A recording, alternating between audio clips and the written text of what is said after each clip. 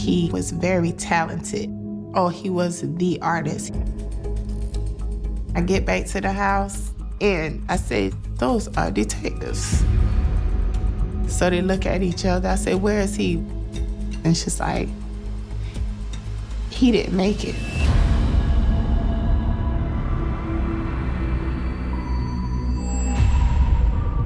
What do you need an officer for? There's been a homicide. There was so much blood all over the floor that the officers were concerned that they would slip. That's overkill. Emphasis on the word kill.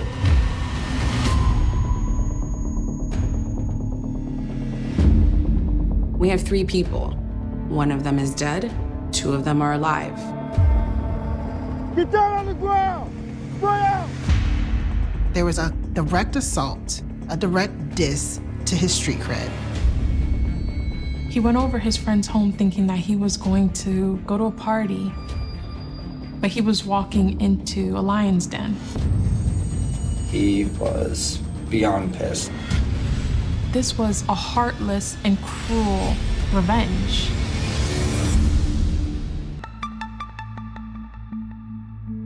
Maitland, Florida is a low-key inland community, set aside from the beaches and tourist attractions.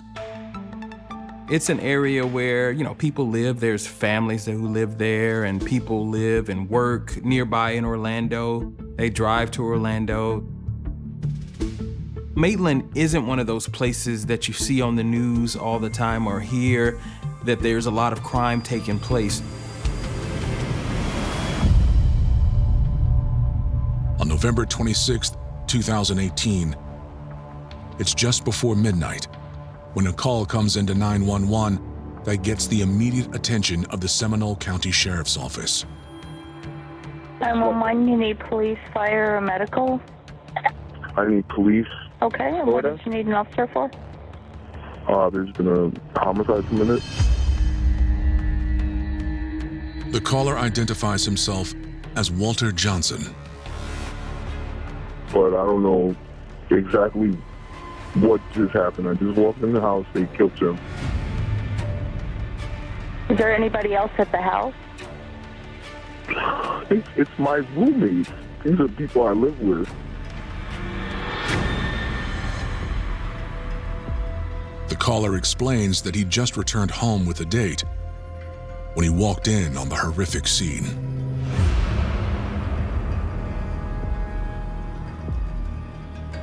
He saw his 2 roommates, but he also saw garbage bags on the floor. And the garbage bags had a body in it. Mr. Johnson leaves, gets into his date's car, and goes as far as he can. But he calls 911 and he's frantic because he just witnessed a bloodbath.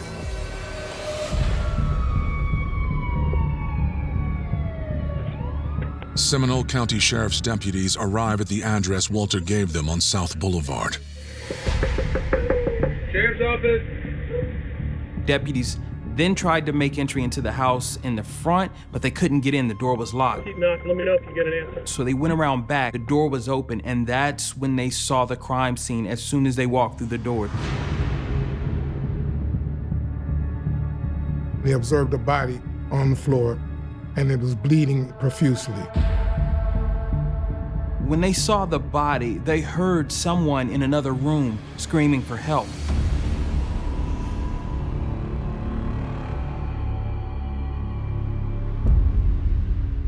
Deputies followed the calls for help to a hallway bathroom. Inside, they saw a man who was distraught, emotional, basically telling them, "It wasn't me, I wasn't the one who killed him." He identifies himself as Ian McClurg. He said his roommate was the one who actually stabbed that victim to death. But the roommate is gone.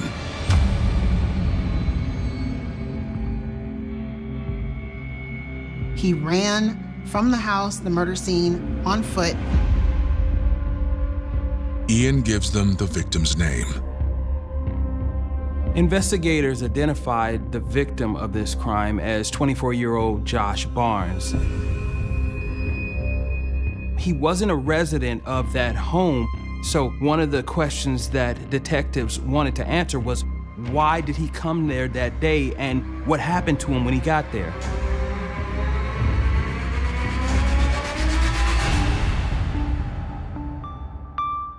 Joshua Nathan Barnes was born on September 25th, 1994.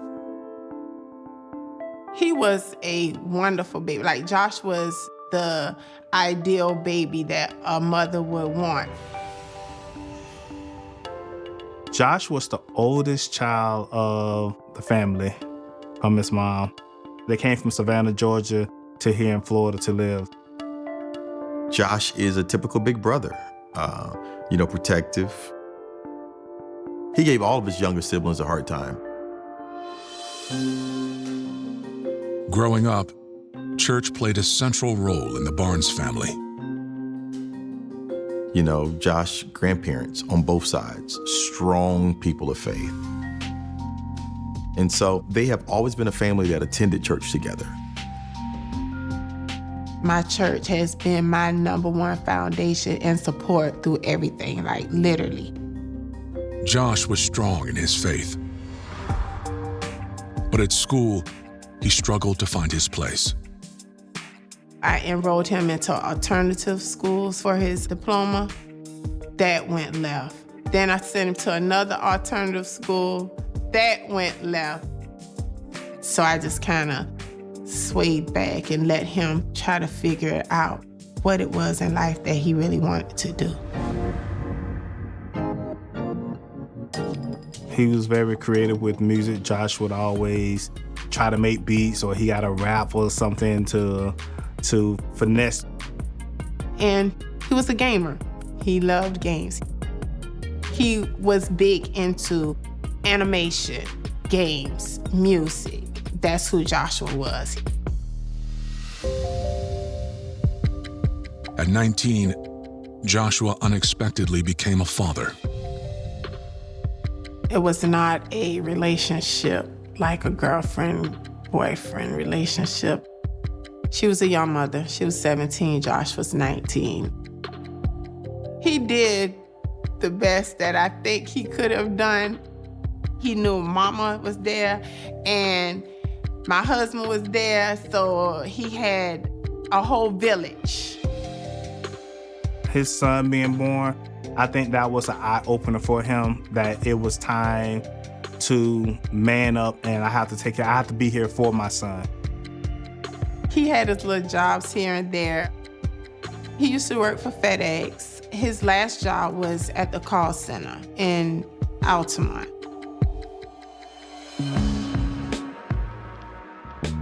At 24, Josh was caught in between youth and adulthood. I would have to get on to him a lot of times, just reinforcing and redirecting him what to do for him before he can hit the back door. He would go and spend the night with friends, maybe go out to a club or whatever they may do, play games. You're really just starting to figure out life. Who do I want to be? But that's a question that Josh won't get the chance to answer. Hey guys, we need to clear this scene. Go around the corner. Deputies with the Seminole County Sheriff's Office have just discovered his body inside a Maitland, Florida home. Ian was found by law enforcement in the bathroom, very distraught, very distressed.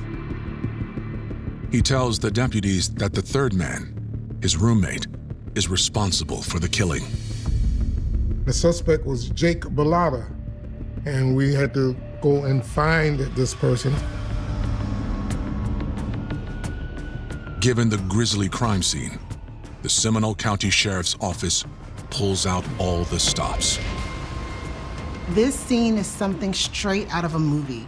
We have the police officers in choppers up above, using infrared cameras trying to find this suspect. We have the K-9 police units on the ground going door to door looking for this guy.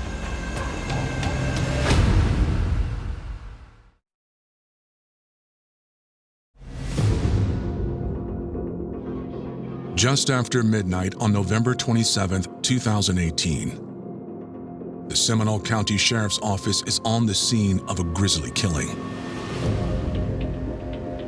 You have Ian, who hid in the bathroom.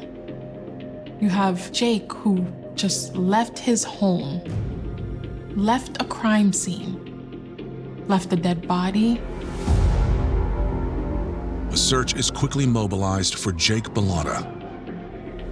If you let someone get away 12 to 24 hours, they could be long gone. They could be in another state. So we try to find them as quickly as possible.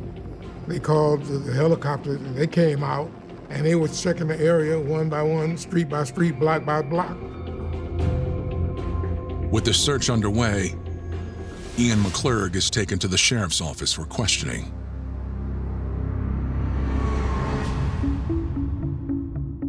Major crimes investigators arrive at the home on South Boulevard to take a look at the scene.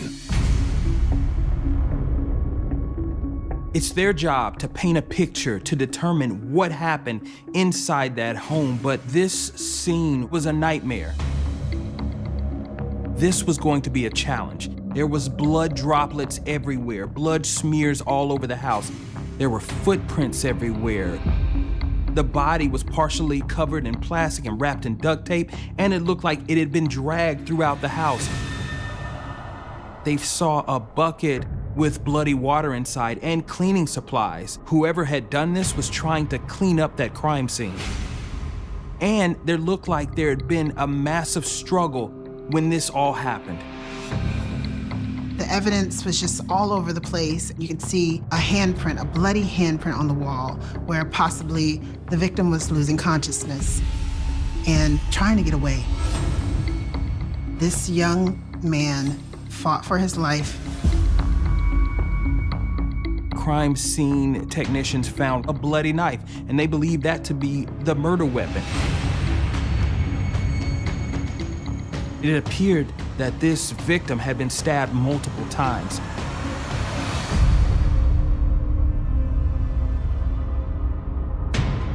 The 9-inch chef's knife is covered in blood, lying on the floor in the back hallway. They wrap that up in evidence and send that to the lab. Find out whose prints are on it, find out whose blood is on it.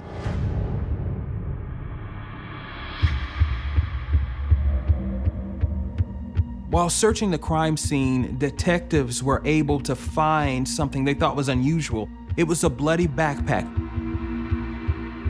In the backpack was a game station, a pair of shoes, and a vaping machine. The backpack had a tear in it, and there was blood. So it had them wondering, was Josh Barnes wearing this backpack when he was attacked? Typically, in a situation where someone's attacking you, they'll walk into the house, they'll take their backpack off, and then they'll attack. But in this case, investigators believe the victim was attacked as soon as he walked through the door.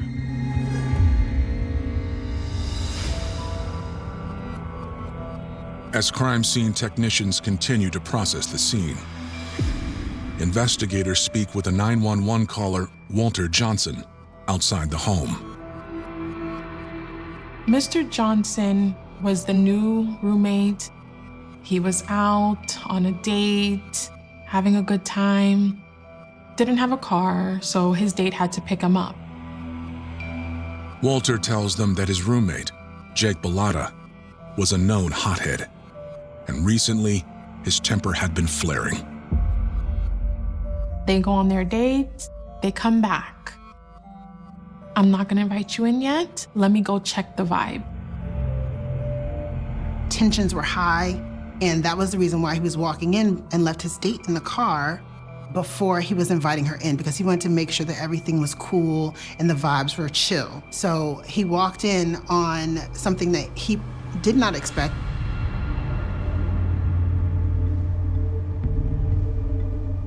And inside, he saw Ian McClure holding a knife He also sees a body on the ground, and he recognizes that person as Joshua Barnes.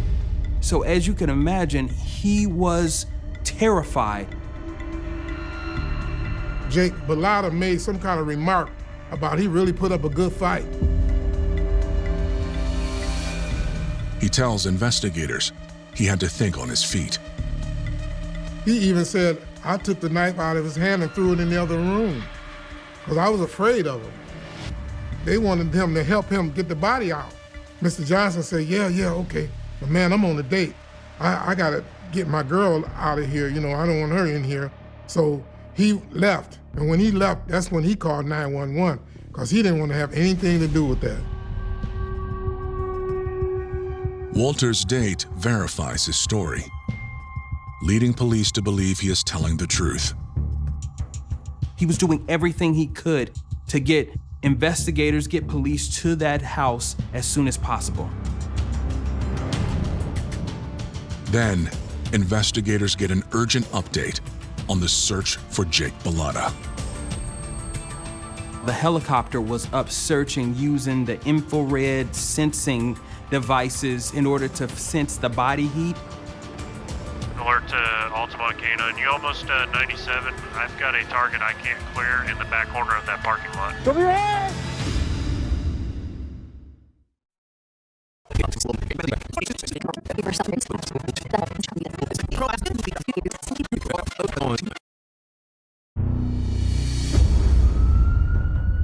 The Seminole County Sheriff's Office is searching for suspect Jake Bellotta after he left the scene of a brutal stabbing.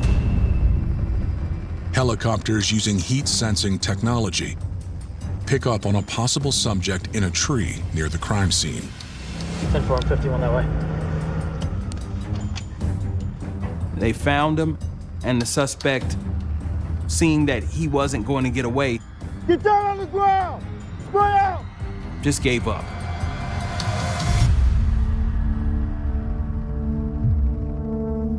Your hands right there. Don't move your hands. When detectives made their way to Jake Bellotta, he was very cooperative and he was emotional. He said he was scared. You got any injuries on you? Yeah. He tried to stab me with the knife. Who did? Instead of portraying himself as the suspect or the aggressor, he claimed he did it in self-defense. Jake is also bleeding from a cut on his hand. Is it a slice? That's definitely a slice. Investigators, doing their due diligence, they treated Bellotta's injuries. They made sure that paramedics took a look at his bloody feet and a cut that he had on his hand. Jake is taken to the sheriff's office for questioning.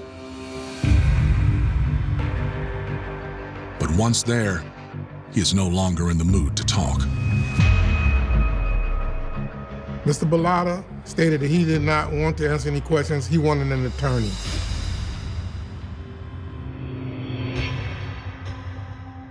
With Jake not talking, investigators are no closer to finding out what happened inside the house that led to Josh's death. But based on Walter's statement, there is still one person who might be able to tell them: Ian McClurg. He saw Ian McClure as well as Bellotta, and McClure was holding a knife. Investigators took him to the station where he was questioned about what had happened. Ian gives investigators background on the roommates. Jake and his roommate Ian both met at Full Sail University, which is a music producer or creative type university in Central Florida. They became friends and decided to move in together. He says they both knew the victim, Josh Barnes, from working together at a call center. Barnes also was an artist. He wanted to create music. So he and Bellotta both talked about one day working together, collaborating on making music and making music videos. He says Josh spent time at the house on South Boulevard. What was his situation? He had a place to live, but I was talking about maybe potentially managing him as an artist. He was friends with Jake. He was spending the night hanging out, they were gaming, hanging out and doing things of that nature. So him and Jake, they were friends. They get along pretty good? Yeah, they were until the falling out. Ian says Josh spent so much time at the house, he wore out his welcome. He was just hanging out all day, smoking, playing on his PlayStation. Jake was like, all right, he's out. And I just remember coming home one day and he wasn't there. And Jake had dropped him off on the other side of town. Josh stayed away. In the meantime, Walter Johnson moved in. Then, 2 weeks ago, the house was robbed. I noticed that there were a few things missing. And then I went to Jake's room and his mattress was turned up and it was like flopped over on his end table. Jake wasn't here at the time, he's in Boston. Some items were missing and all the items belonged to Bellotta. The items that were stolen was a game station, a pair of shoes, and a vaping machine. Ian says he assumed Josh was the culprit because Josh knew how to get in.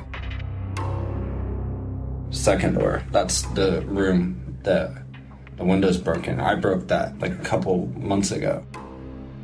Ian says he was worried how Jake would react. Ian, in particular, did not want to let his roommate Jake know because Jake was known to be a hothead.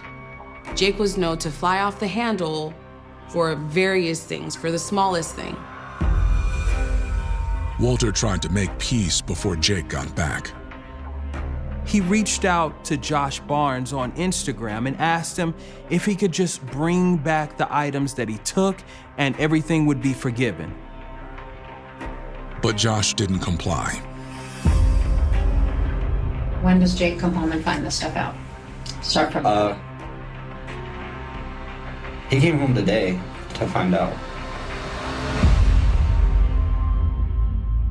Ian tells police that another friend confirmed the suspicions that Josh was the thief. He showed them a screenshot of a conversation he had with Josh, also known as Sosa, about the stolen items. And he is admitting to it. Who was Sosa was admitting to? To stealing her stuff. Ian says Jake's temper flared on the spot. Jake was so enraged that Josh not only came into the home and took those goods, but he had the audacity to brag about it. He was so enraged that that pushed him over the edge, and he wanted payback.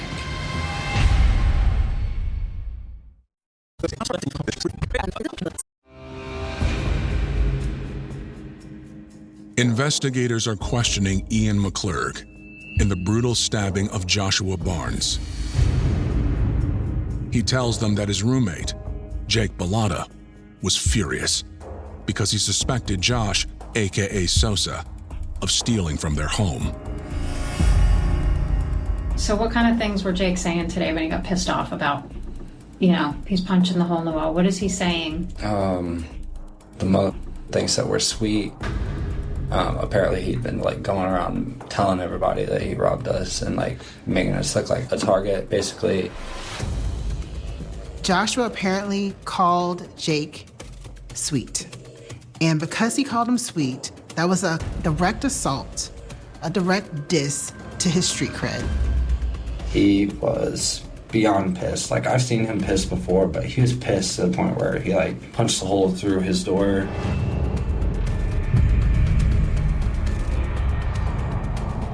Jake decided then and there that he was going to teach Josh a lesson and started to plan his murder. Ian tells investigators that Jake came up with a strategy.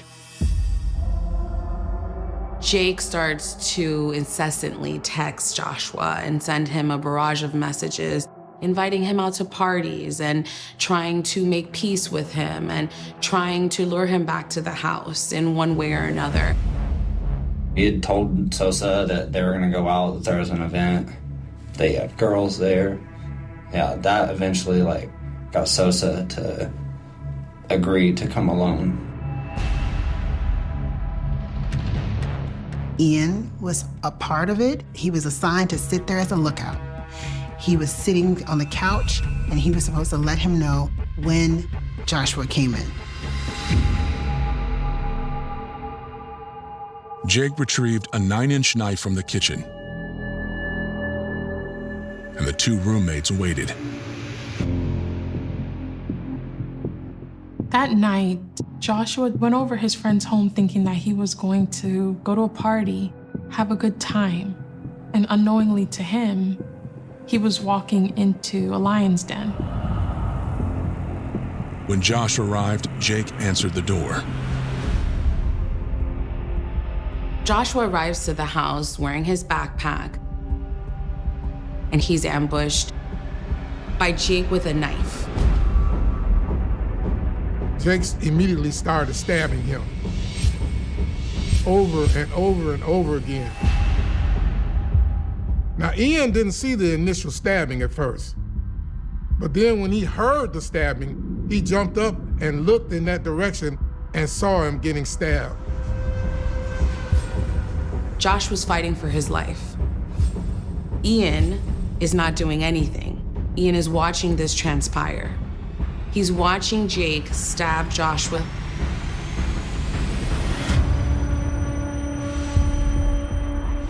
As Joshua fights for his life and takes his last breath, Jake leans over Joshua's dying body and states, "Who's sweet now?"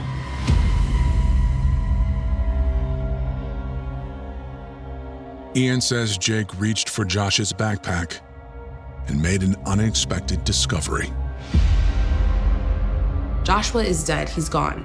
And thereafter, Jake happens to pick up Joshua's backpack and open it to see the items that he thought were stolen. In fact, Joshua had them in his possession and was returning them to him.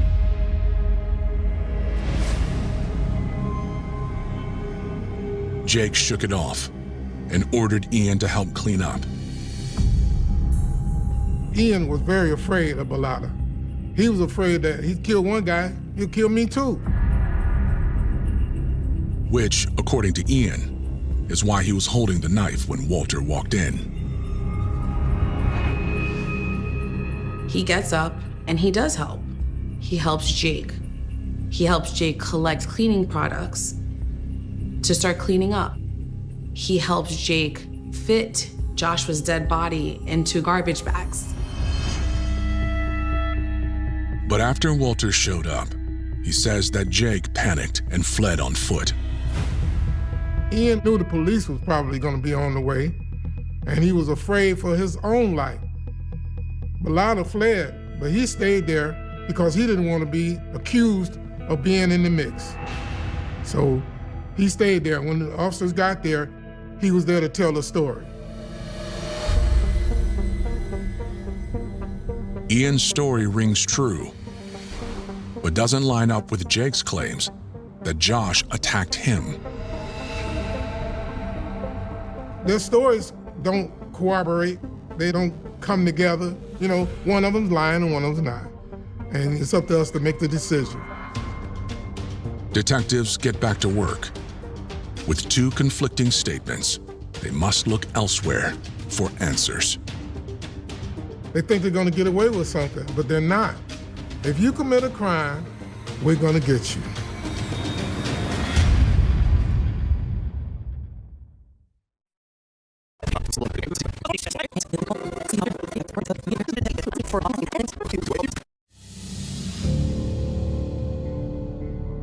On November 26, 2018,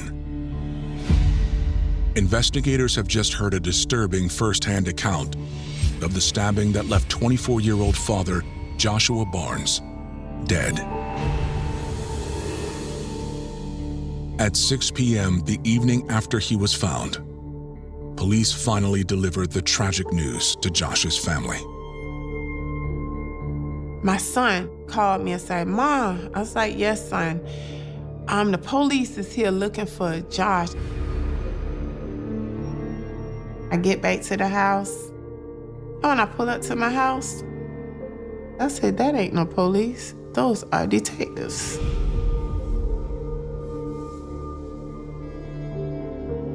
They look at each other. I said, "Where is he? What do I'm trying to find out where he is." And she's like, "He didn't make it."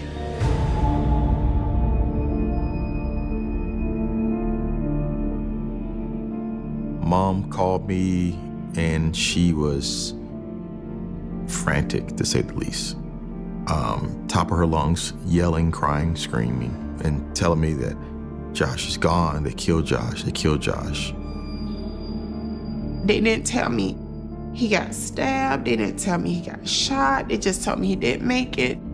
I was pissed off and angry at everybody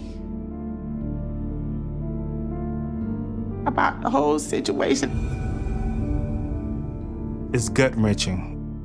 It makes you think that, you can have a conversation or see somebody one day and then the next day they're gone. Then, investigators learned that the results of Josh's autopsy are in.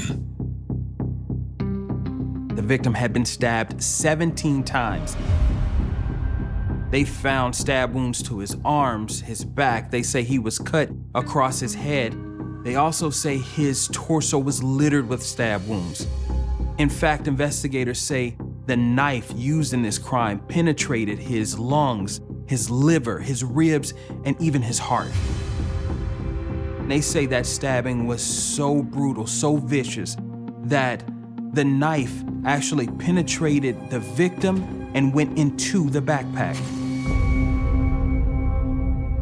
The details are brutal, but they offer insight into the conflicting stories given by Jake Bellotta and Ian McClurg.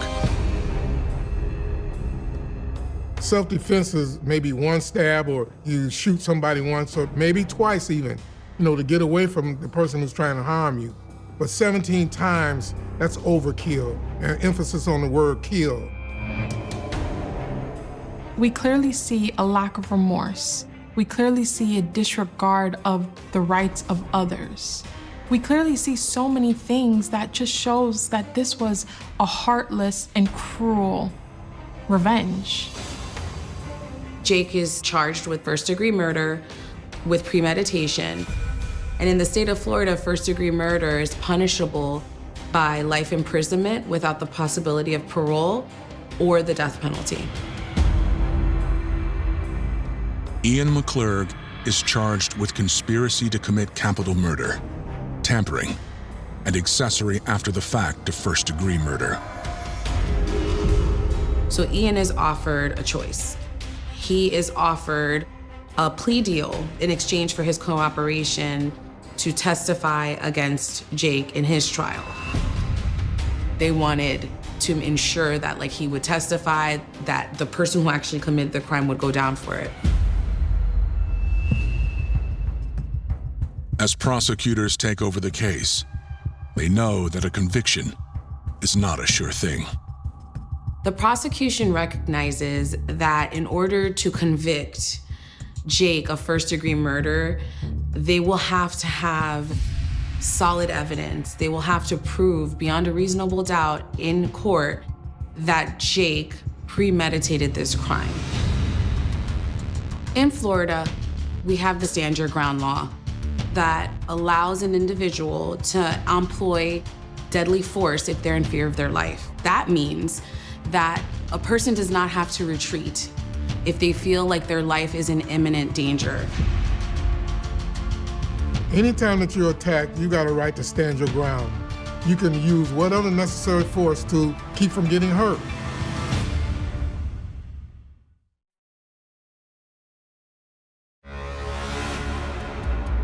On December 8th, 2022, Jake Bellotta goes on trial for the murder of Joshua Barnes. The key witness for the prosecution is his former roommate and friend, Ian McClurg. In his testimony, Ian stated that he was afraid of Jake and he was afraid he'd be next, and that's why he did what he did and he cooperated. Because if he hadn't, he might be next. The defense team counters by circling back to Jake's claims of self-defense to the officers who arrested him. Jake sustained injuries. He had some cuts on his hands, on his foot.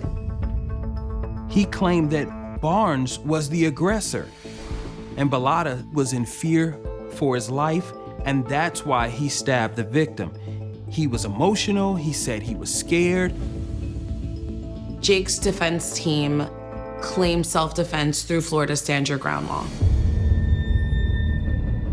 Mr. Bellotta was at his own house.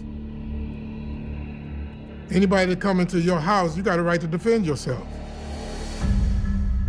Prosecutors counter, calling their own experts to the stand. When forensic experts testified during Jake's trial, the evidence told a much different story. That story consisted of 17 stab wounds being inflicted onto Joshua's body, which is not consistent with self-defense. They also argue that Jake's injuries indicate he was the attacker, not the victim. Jake's injuries were consistent with those of someone who was actually holding the knife, trying to inflict harm on someone else, that they were not consistent with someone trying to defend themselves or have defensive wounds. When you're stabbing on someone, your hand sometimes slips, and that's how you get cuts on yourself. You cut yourself and you're bleeding. And especially when you're doing it over and over and over again. Jurors take less than a day to come to a decision. The jury does not buy Jake's defense of self, and he is convicted on all counts of first-degree murder, and he is sentenced to life imprisonment without the chance of parole. I don't think justice would be the word. Just because they convicted a person who killed my son, that's not justice. Not to me. Ian McClurg is sentenced to 10 years in prison, with 10 years of probation following his release. After serving just 6 years of his 10-year sentence, Ian is released and will instead serve 14 years of probation. There was enough time, Ian, for you to make a phone call that Josh would have never appeared at the house. You could have de-escalated the situation. As you did not participate in the stabbings of Josh, you definitely could have de-escalated a premeditated situation. But you chose not to. But instead, you chose to stay there with them. Life is really just getting started. So his path was just starting. When you first look at the story topically, it seems like just another Black child killed. But when you unfurl it and take the layers back a bit, it becomes way more heartbreaking. The fact that this kid who is somewhat sheltered. California has always carried two faces. One is the face the world knows, endless sunshine spilling across golden hills, children riding bicycles beneath quiet suburban trees, families believing they have found a place where tomorrow will always be brighter than yesterday. The other face only appears after midnight. It waits in the silence between the ticking of a bedroom clock and the distant bark of a neighborhood dog. It hides behind unlocked windows, dark backyards, and the comforting illusion that evil always announces itself before it arrives. Sometimes, it doesn't. For more than 4 decades, California lived beside a ghost. Not the kind that haunted abandoned houses or old cemeteries, but the kind that left fingerprints no one could identify, footprints that disappeared with the morning dew, and families whose lives would forever be divided into 2 chapters, before that night and after it. He had many names. To police officers in one county, He was an elusive burglar who seemed to know every shadow better than the people who lived there. To investigators somewhere else, he became a predator who appeared without warning and disappeared before patrol cars even reached the neighborhood. Years later, detectives studying unsolved murders would give another name to the same invisible figure, never realizing they were all chasing a single man who had quietly woven together one of the darkest criminal histories America had ever known. The public would eventually remember him by one title: The Golden State Killer. It sounds almost fictional now, like the name of a villain created for a crime novel or a television drama. But nothing about this story belongs to fiction. Every frightened phone call, every sleepless survivor, every detective who refused to retire without one more look at an old case file, every family photograph left frozen in time, those were real.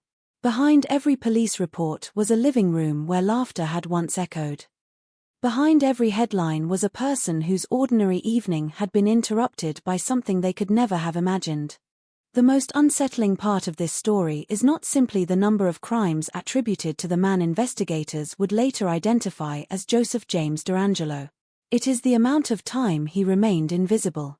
For decades, he walked through grocery stores, stood in checkout lines, exchanged polite conversations with neighbors, mowed his lawn beneath the California sun, and grew older while entire police departments continued searching for someone they imagined was either dead, imprisoned, or hiding under another identity hundreds of miles away. He wasn't hiding in another country. He wasn't living beneath a false name. He was simply there. An ordinary face in an ordinary neighborhood. That realization would shake investigators almost as deeply as the crimes themselves. Because monsters are supposed to look different. Stories teach us to recognize danger through obvious warning signs. We imagine cold eyes, threatening voices, strange behavior that announces itself from across the room. Reality is often crueler. Reality allows evil to wear work boots, wave at neighbors, complain about rising utility bills, and spend decades blending into the background. This case forced an entire generation to confront that uncomfortable truth. Long before advanced DNA testing transformed criminal investigations, detectives worked with notebooks overflowing with sketches, handwritten reports, maps covered in colored pins, and countless theories that dissolved under scrutiny. Every new attack created another crime scene. Every crime scene raised more questions than answers. Witnesses remembered different details. Some recalled hearing footsteps. Others remembered the sound of gates opening in the darkness. A few described fleeting glimpses of a figure disappearing between fences before police sirens painted the streets with flashing red and blue lights. The descriptions rarely fit together perfectly. Height estimates varied. Hair color changed depending on the witness. Age seemed impossible to determine. The only certainty was uncertainty itself. And somewhere, hidden behind that confusion, one man continued watching. He learned neighborhoods before families realized anyone had been studying them. He understood routines, habits, and the invisible patterns that make up ordinary life. Garbage day. Evening walks. Porch lights switched off at the same hour every night.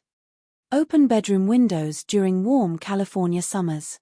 The reassuring confidence that quiet suburbs were insulated from unimaginable violence. He studied normality because normality was his camouflage. By the time fear entered a neighborhood, he had often already disappeared. Then, without warning, another community hundreds of miles away would experience the same nightmare. At first, few people believed these events could possibly be connected. America in the 1970s looked very different from the country we know today.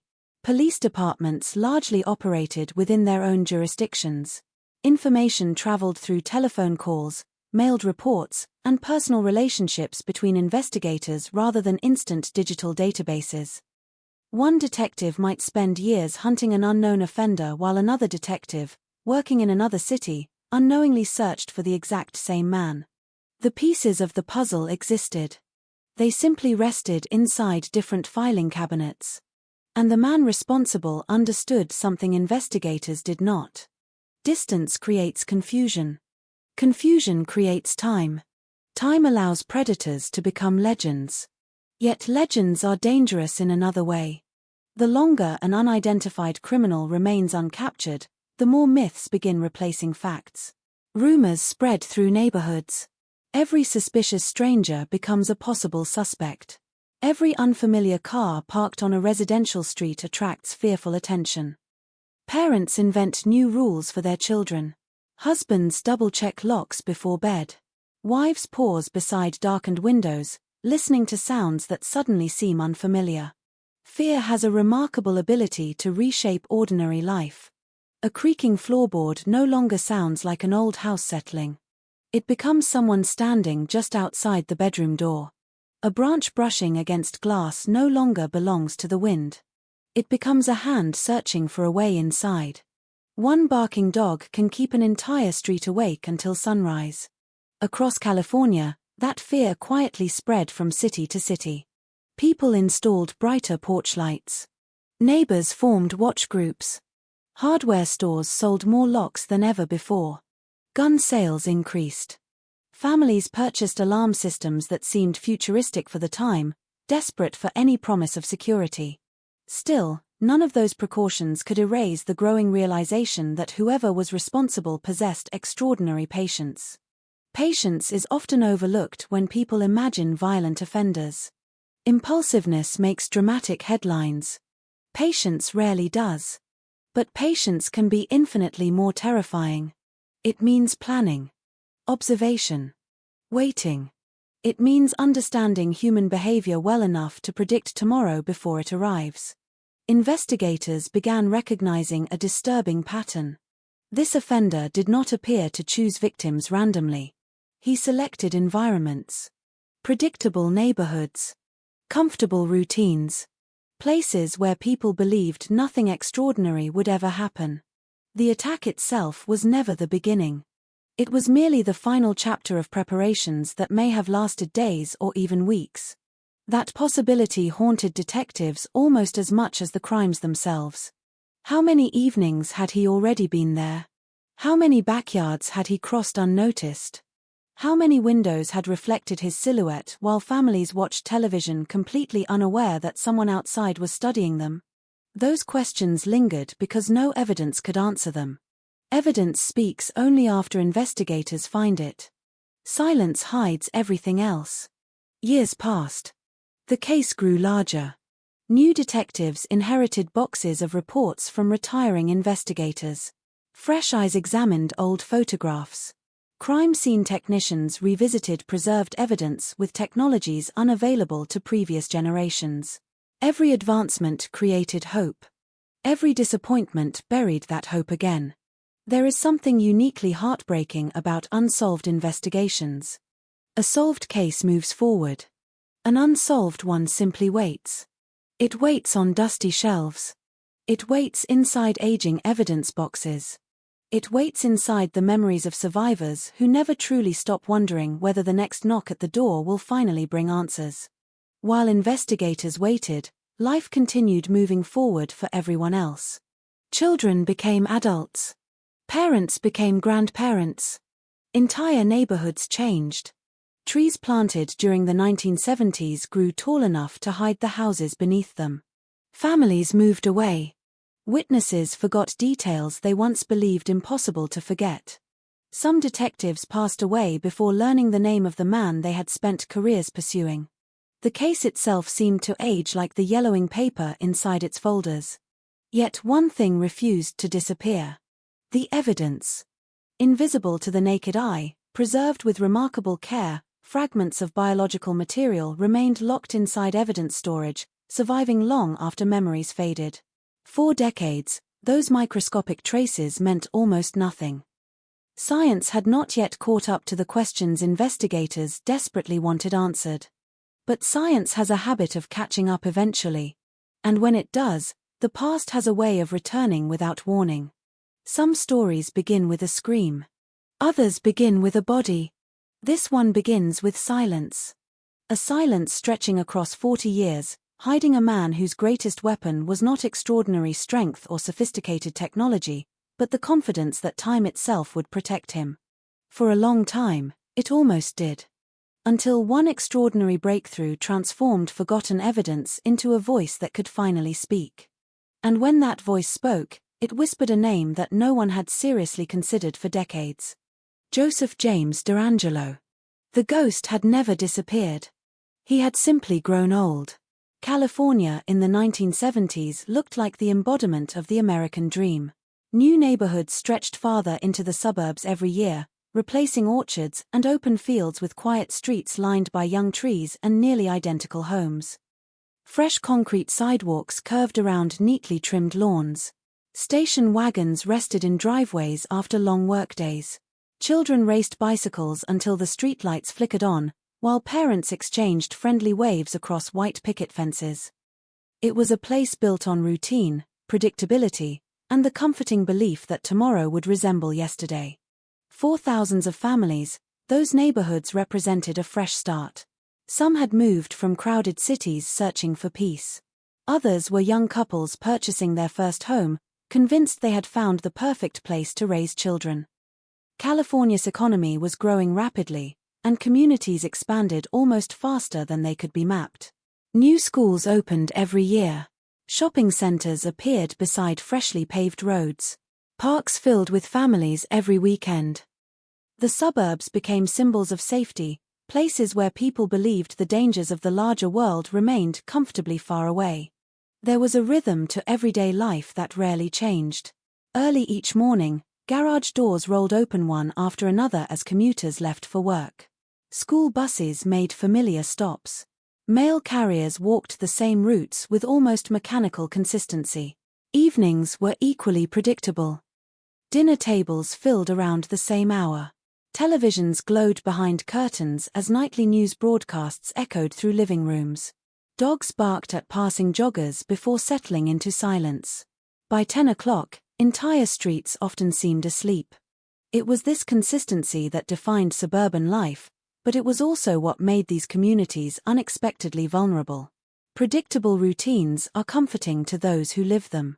To someone watching from a distance, however, routines become patterns.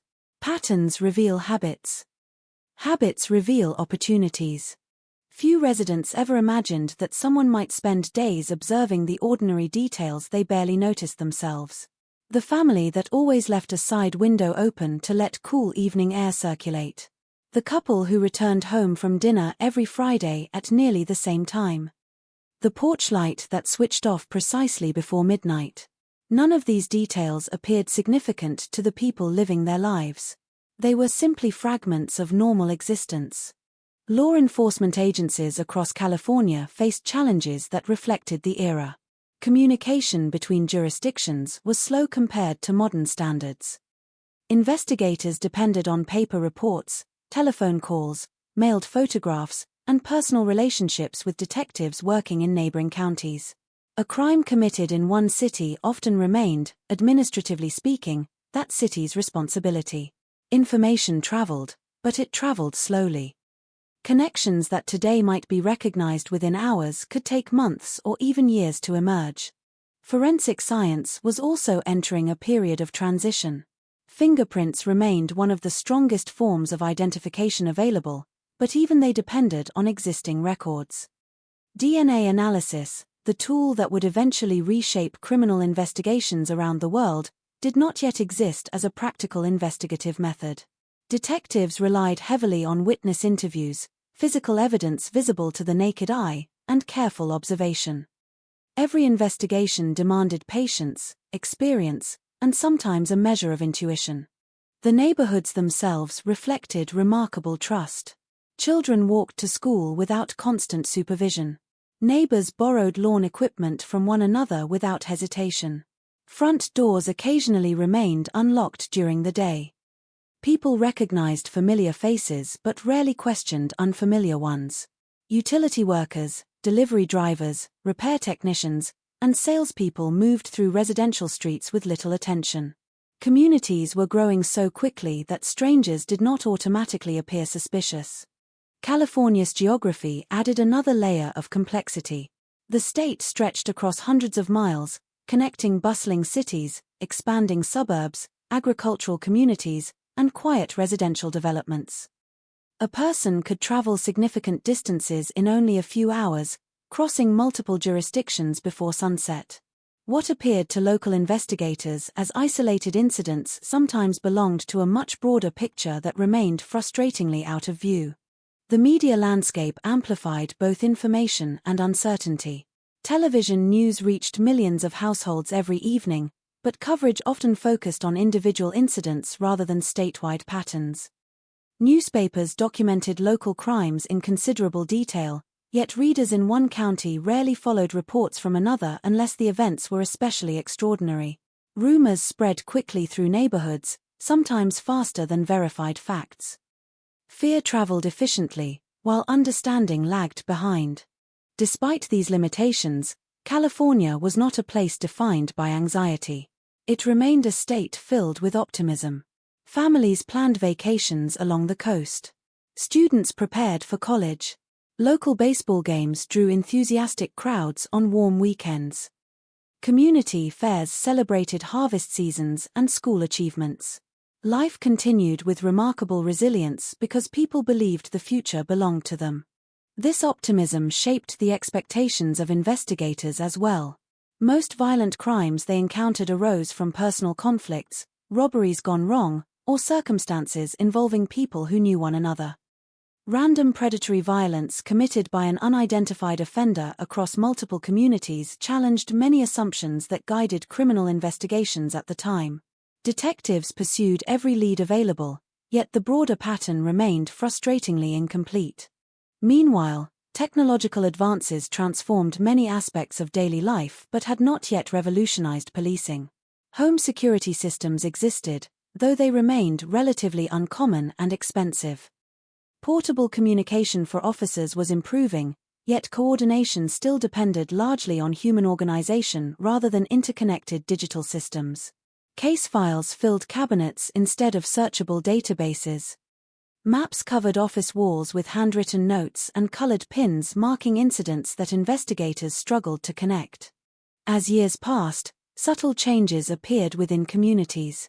More residents installed brighter outdoor lighting. Neighborhood watch meetings attracted increasing attendance. Conversations at backyard barbecues occasionally drifted toward personal safety rather than school events or local sports. Parents reminded children to be cautious in ways that reflected growing unease rather than immediate danger. These adjustments were gradual, almost imperceptible, but they signaled that confidence was beginning to share space with uncertainty. The detectives working these investigations experienced a different rhythm entirely. Their days stretched into late nights filled with interviews, evidence reviews, and endless comparisons between reports that often seemed frustratingly inconsistent. They carried photographs, maps, and notebooks from one meeting to another, hoping that a detail overlooked by one investigator might become meaningful to another. Every unanswered question demanded another conversation, another visit, another attempt to reconstruct events that had unfolded in darkness. Some officers devoted years of their careers to these investigations without realizing they were participating in one of the longest criminal pursuits in American history. Retirement arrived for many before answers did. New investigators inherited shelves of meticulously organized files created by predecessors they had never met. The case evolved across generations of detectives, each adding observations while confronting the same central mystery. Looking back today, it is tempting to assume the outcome was inevitable. Modern audiences know that science would eventually reveal what decades of conventional investigation could not. Yet the people living through those years possessed no such certainty. They worked with the tools available, made decisions based on the knowledge of their time, and continued searching despite repeated disappointment. That perseverance became one of the defining characteristics of the investigation itself. The California of that era was therefore more than a backdrop. It was an essential character in the story. Its expanding suburbs, fragmented jurisdictions, evolving forensic capabilities, and enduring optimism created the environment in which an unidentified offender remained hidden for years. Understanding that landscape is essential to understanding why the mystery endured for so long.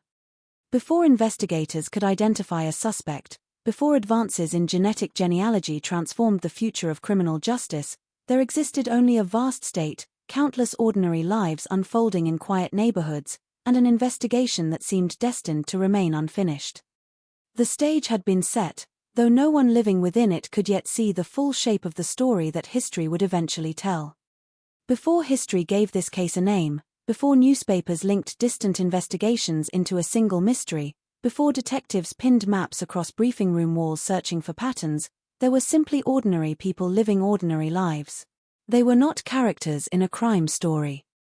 They were teachers preparing tomorrow's lesson plans, college students decorating their first apartments, newly married couples discussing where to plant fruit trees in the backyard, parents reading bedtime stories, nurses finishing late shifts, engineers driving home beneath fading sunsets. And neighbors who believed they had chosen communities where the future felt predictable. The tragedy of the Golden State Killer case cannot be measured only by the number of crimes eventually attributed to one offender. It must also be understood through the countless futures that were permanently altered. Every case file represented an individual whose life had already been filled with ambitions, routines, friendships, family traditions, and quiet moments that no newspaper would ever record. Those ordinary moments, so easily overlooked, became the true measure of what was taken. Across Northern California, the neighborhoods shared remarkable similarities. Tree-lined streets curved through expanding suburbs where children played until dusk and bicycles rested on front lawns after long summer afternoons. Couples walked their dogs after dinner, waving to familiar faces they had known for years. Weekends revolved around little league games, grocery shopping, church services, and backyard barbecues. The pace of life felt reassuringly consistent, the kind of consistency that allows people to stop thinking about danger altogether. Many of the families who would later become connected to this investigation had worked tirelessly to build those lives. Some had saved for years to purchase their first homes. Fresh paint still covered the walls. Cardboard moving boxes remained stacked in garages. Family photographs had only recently found permanent places on living room shelves. The houses themselves represented achievement, stability, and hope. Homeownership carried emotional weight beyond financial investment. It meant permanence. It meant security. For young couples, these homes often symbolized the beginning of everything they had planned together. Conversations revolved around future children, career opportunities, vacations they hoped to take, and improvements they wanted to make around the house. Small decisions felt exciting rather than routine. Choosing curtains, planting flowers, buying a dining table large enough for holiday gatherings that had not yet happened. Every decision quietly assumed there would always be another tomorrow. Many survivors later reflected not only on what happened during the crimes but also on everything that came before them. They remembered evenings that now seemed painfully ordinary. Folding laundry while listening to the evening news. Calling parents in another state. Feeding the family dog. Finishing a novel before bed. Laughing about something insignificant that neither person imagined would become the final carefree conversation they would ever share inside that home. Those memories became anchors. Investigators would eventually collect evidence, photographs, and forensic reports, but the survivors carried something far more personal. They carried the memory of ordinary life before fear entered it. That contrast remained one of the deepest emotional wounds described years later. It was not simply that violence had occurred. It was that confidence in the ordinary disappeared with it. Some victims were university students standing at the beginning of adulthood. California's growing colleges attracted ambitious young people pursuing careers in science, education, medicine, engineering, and countless other fields. They rented modest apartments, shared expenses with roommates, attended lectures during the day, and imagined futures measured in decades rather than weeks. Graduation represented possibility. The world still felt wide open. Others had already established careers. Teachers spent evenings grading assignments while planning classroom activities for children they genuinely cared about. Nurses completed exhausting shifts before returning home hoping for uninterrupted rest. Accountants organized paperwork late into tax season. Engineers carried blueprints home to review before morning meetings. Every profession reflected lives built upon responsibility and routine. There were military families adjusting to new assignments, public servants dedicated to their communities, small business owners who knew many of their customers by name, retired couples finally enjoying slower mornings after decades of work. Every background differed, yet all shared one common assumption that home remained the safest place they knew. The investigation also revealed something important about human resilience. Although the crimes left profound and lasting trauma, many survivors refused to allow their identities to become defined solely by victimization. Some eventually returned to school. Others continued raising children, advancing careers, volunteering within their communities, or supporting loved ones despite carrying invisible burdens that few people fully understood. That resilience deserves recognition because it often disappears beneath discussions of criminal investigations.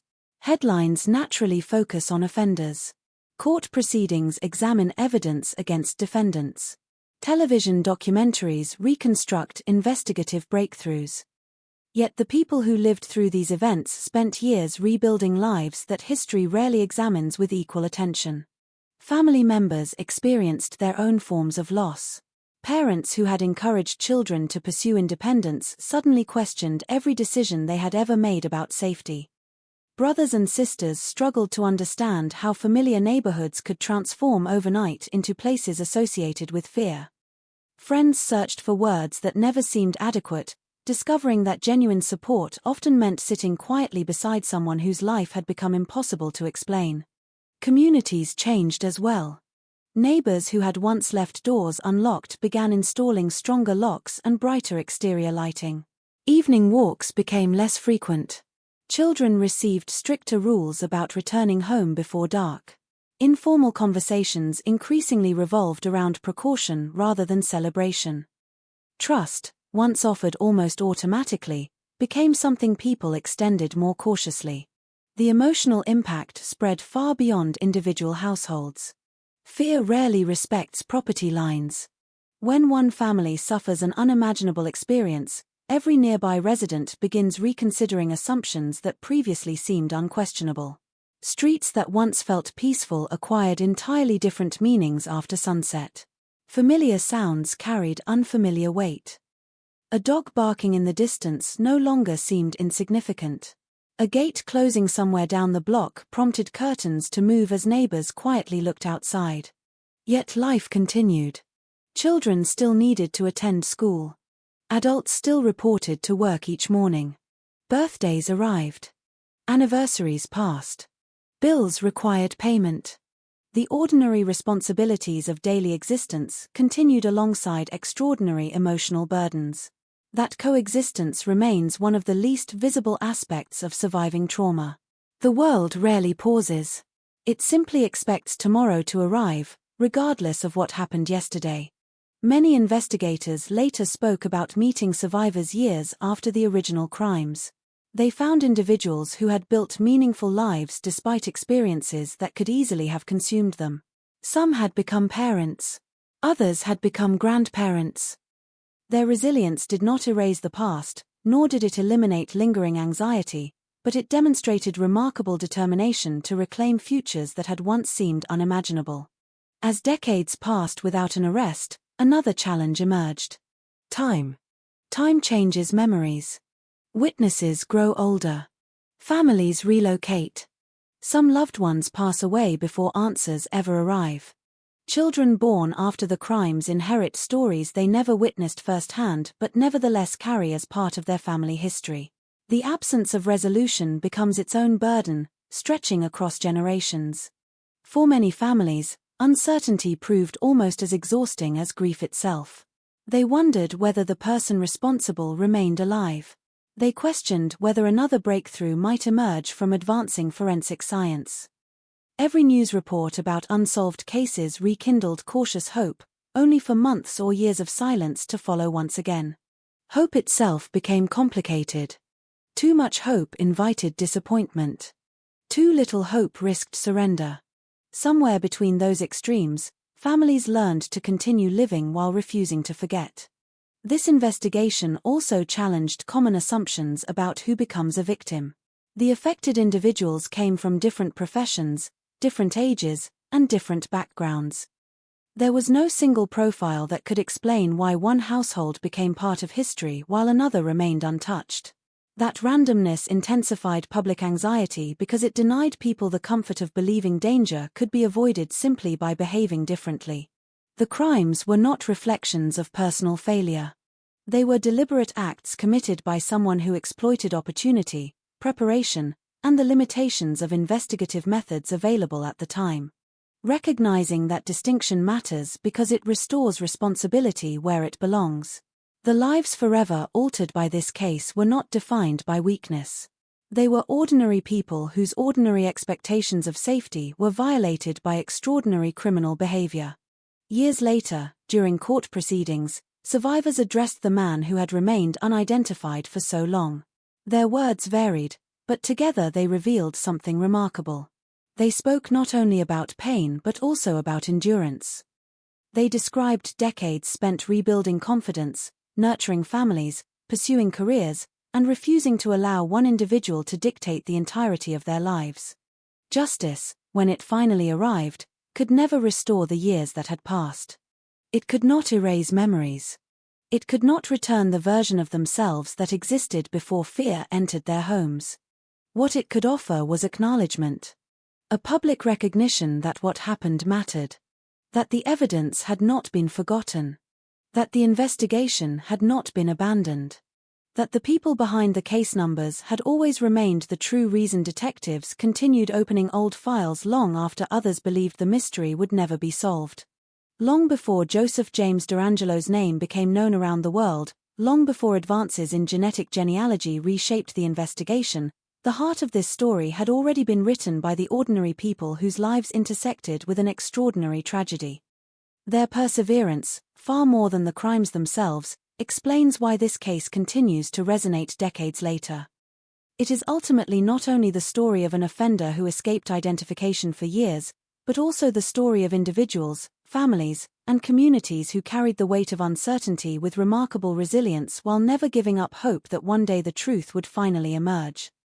Night settled over California with a deceptive calm. From the outside, the neighborhoods looked exactly as they had the evening before. Porch lights cast warm circles across neatly trimmed lawns. Televisions flickered behind curtains that had already been drawn. A dog barked somewhere in the distance before falling silent again. Cars rested quietly in driveways, their engines cooling beneath the mild night air. Nothing about those streets suggested that they would one day become part of one of the longest and most complex criminal investigations in American history. That contrast became one of the defining characteristics of the case. The beginning never looked extraordinary. It looked like another ordinary evening. Families finished dinner. Couples discussed work schedules for the following morning. Students reviewed class notes before going to bed. Some neighbors left windows slightly open to let cooler air drift through the house. Others checked the locks almost absent-mindedly before turning off the lights. Every action belonged to the familiar rhythm of suburban life, repeated countless times without a second thought. Somewhere beyond the glow of those homes, however, someone else was following an entirely different routine. Investigators would eventually conclude that these incidents were not spontaneous. Evidence gathered across dozens of crime scenes suggested careful preparation. The offender appeared to spend time observing neighborhoods before acting. He learned the layout of streets, identified possible routes of approach and escape, and appeared to understand how predictable everyday routines could become. That patience distinguished him from many offenders encountered by investigators at the time. The event itself was only the final stage of a process that had likely begun long before anyone realized they were being watched. That realization haunted detectives for decades. It raised questions that no forensic report could fully answer. How long had he been there? How many evenings had passed unnoticed? How many ordinary moments had unfolded while someone quietly observed from the darkness? Those questions lingered because preparation rarely leaves obvious evidence.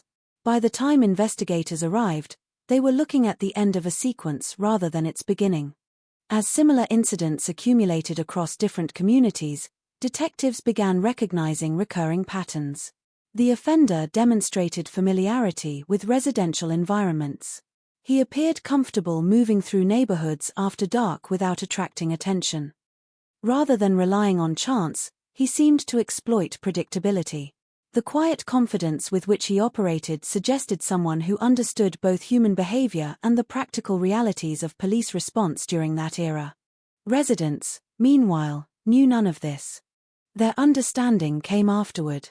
It arrived through conversations with investigators, newspaper articles, and neighborhood meetings where people searched together for explanations that remained painfully incomplete. Rumors spread quickly. Every unfamiliar vehicle became suspicious.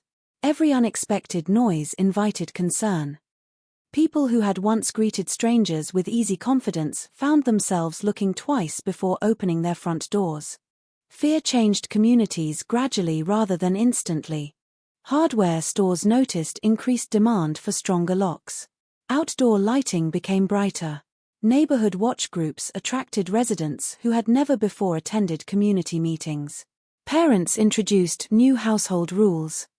Teenagers who had once walked home after dark now received rides from family members. Conversations that previously revolved around schools, sports, or weekend plans increasingly centered on personal safety. The psychological impact expanded far beyond the immediate victims. Detectives recognized this early. Every new incident generated not only another investigation but also another wave of uncertainty spreading through surrounding neighborhoods. The offender's greatest weapon was not merely his ability to avoid identification. It was the uncertainty he left behind. Without a known identity, people struggled to understand what connected the events or how to protect themselves from something that seemed impossible to predict. Inside police departments, the pressure intensified with each new case. Investigators worked long hours comparing reports from different jurisdictions. Maps accumulated handwritten notes. Timelines stretched across conference room walls. Detectives debated similarities and differences, searching for patterns hidden beneath hundreds of pages of interviews and physical evidence. Some believed they were pursuing multiple offenders. Others suspected a single individual operating across an increasingly large geographic area. Neither conclusion offered reassurance. Every unanswered question made the investigation more difficult. The absence of modern forensic databases meant detectives depended heavily upon careful observation and communication. Every witness interview mattered. Every footprint, fingerprint, and physical trace received meticulous examination using the best methods available at the time. Yet despite enormous effort, the central mystery endured. The offender remained unidentified. Months became years. Years became decades. Communities changed while the investigation continued. Children who had once ridden bicycles through those suburban streets became adults with families of their own. Houses changed owners. Trees planted in the 1970s matured into towering canopies that transformed the appearance of entire neighborhoods. Detectives retired. New investigators inherited shelves filled with carefully preserved case files assembled by predecessors they had never met. Still, the unanswered questions remained. Looking back, it is tempting to imagine the investigation as a straight line leading inevitably toward its conclusion. Reality was far more uncertain. Every apparent breakthrough introduced new complications. Every promising lead required painstaking verification. Hope frequently alternated with disappointment as investigators confronted the limits of contemporary forensic science. Yet one element never disappeared. The evidence. Carefully collected and preserved over many years, seemingly insignificant biological traces remained secured inside evidence storage. At the time, no one could fully appreciate their future importance. Investigators preserved them because experience taught them that advances in science sometimes transform forgotten evidence into decisive proof. That decision would ultimately change everything. Long before genetic genealogy entered the public conversation, before DNA databases became familiar terms, before headlines announced the identification of a suspect, those preserved fragments quietly waited. They waited while technology evolved. They waited while laboratories developed methods unimaginable when the evidence had first been collected.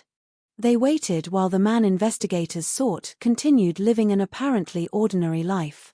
The incidents themselves therefore marked more than individual crimes. They became the starting point of an investigation that would span generations, reshape forensic science, and challenge long-held assumptions about how cold cases could eventually be solved. What unfolded during those nights left physical evidence, unanswered questions, and lasting emotional consequences. But it also left behind something else: small, nearly invisible clues that would outlive memories, survive changing technologies, and one day speak with a clarity that no witness, no sketch, and no detective could have achieved alone.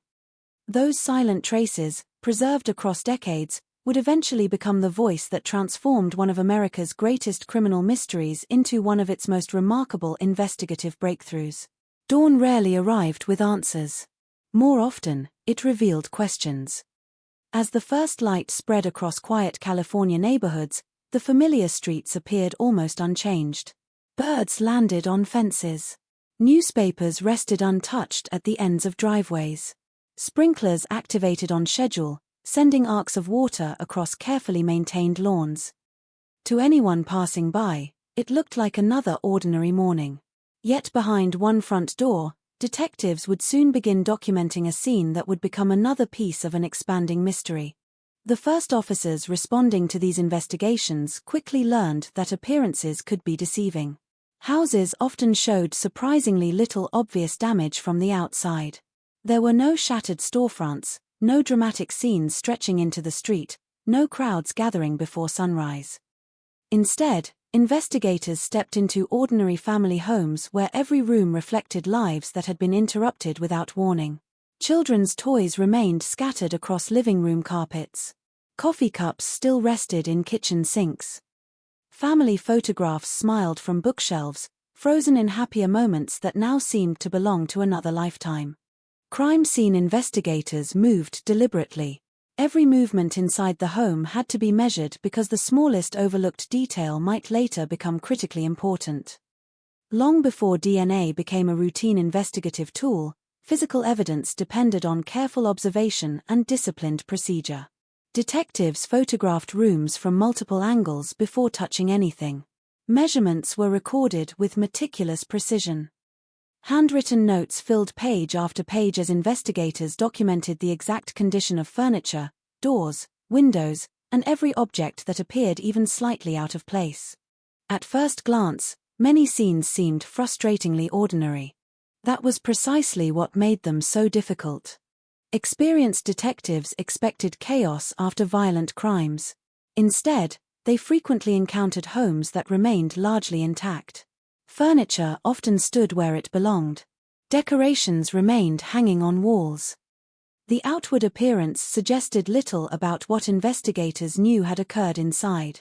It forced detectives to search beyond the obvious, paying close attention to subtle inconsistencies rather than dramatic destruction. One recurring realization emerged almost immediately. Whoever had committed these crimes demonstrated unusual confidence inside unfamiliar homes. The offender appeared comfortable navigating dark rooms, moving through narrow hallways, and leaving with remarkable efficiency. Investigators found this particularly troubling because it suggested preparation rather than impulsiveness. Every new case reinforced the growing belief that they were dealing with someone who possessed patience, planning, and the ability to remain calm under extraordinary circumstances. Outside the homes, investigators expanded their search into surrounding neighborhoods. They examined fences, side gates, pathways, drainage ditches, and vacant lots. Shoe impressions, when preserved by soft soil or damp ground, were photographed and cast. Tire tracks received similar attention whenever conditions allowed. Detectives walked the same routes repeatedly, attempting to understand how someone might have approached unnoticed and departed just as quietly. Neighbors became another essential source of information. Canvassing began almost immediately after each incident. Officers knocked on doors throughout the surrounding blocks, asking residents whether they had seen unfamiliar vehicles, unusual visitors, or anything that had seemed insignificant during the night. Many conversations followed a familiar pattern. Most people reported hearing nothing unusual. Others remembered a barking dog or a distant sound but dismissed it at the time. A few recalled seeing someone walking through the neighborhood, yet their descriptions varied so greatly that investigators struggled to determine whether any observation truly related to the case. Memory proved both valuable and unreliable. Witnesses naturally attempted to reconstruct events after learning that a serious crime had occurred nearby. Details that had seemed unimportant the previous evening suddenly appeared meaningful. Investigators understood this challenge well. They encouraged careful recollection while recognizing that human memory changes under stress and with the passage of time. Every interview therefore became part of a much larger mosaic rather than a complete picture on its own. As additional incidents occurred across different communities, detectives noticed similarities that could not easily be dismissed as coincidence. Certain patterns appeared to repeat themselves. Methods of entry showed comparable characteristics. The offender seemed to favor residential neighborhoods that offered multiple routes of movement. Timing also revealed consistency, suggesting deliberate planning rather than random opportunity. Still, establishing formal connections between jurisdictions remained difficult. Each police department naturally concentrated on crimes occurring within its own boundaries.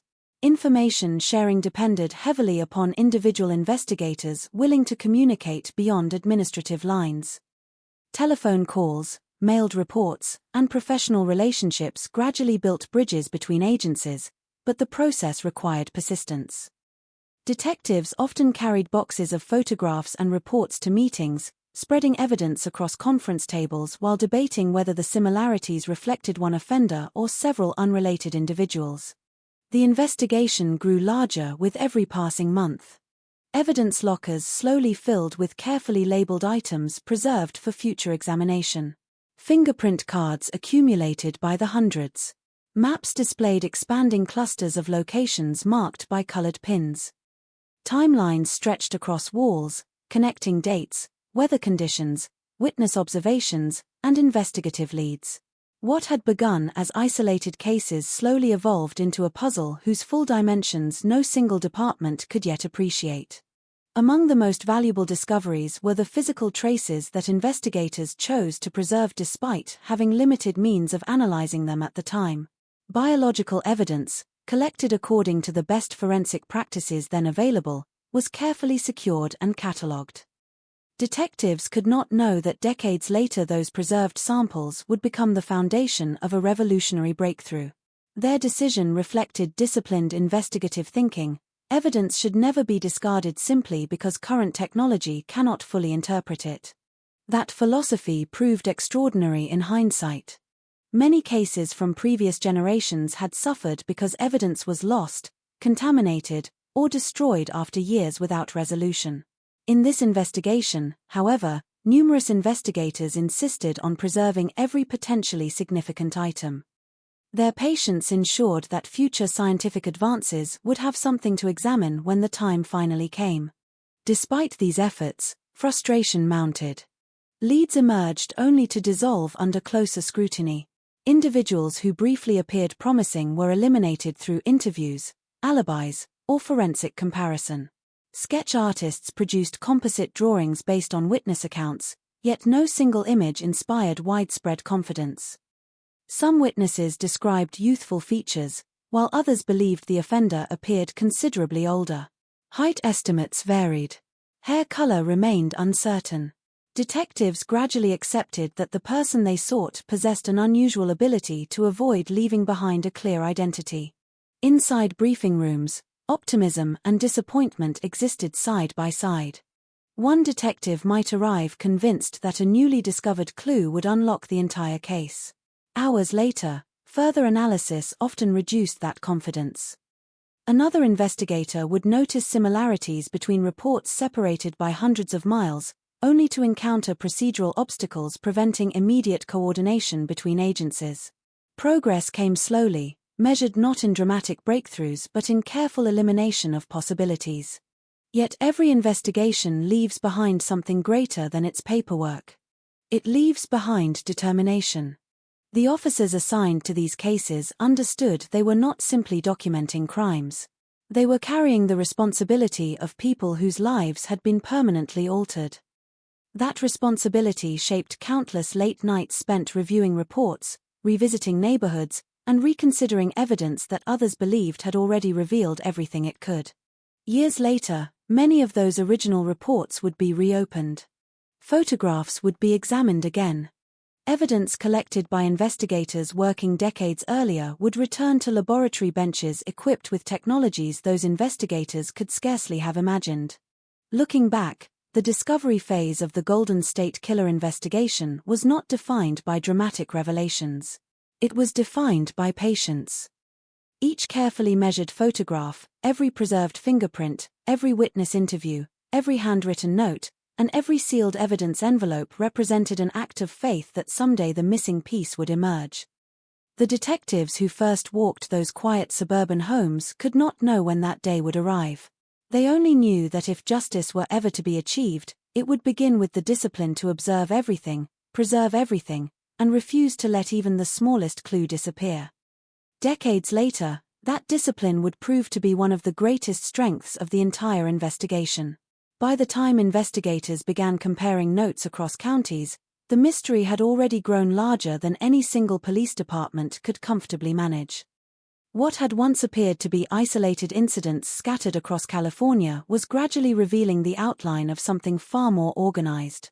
The evidence suggested consistency, yet certainty remained elusive.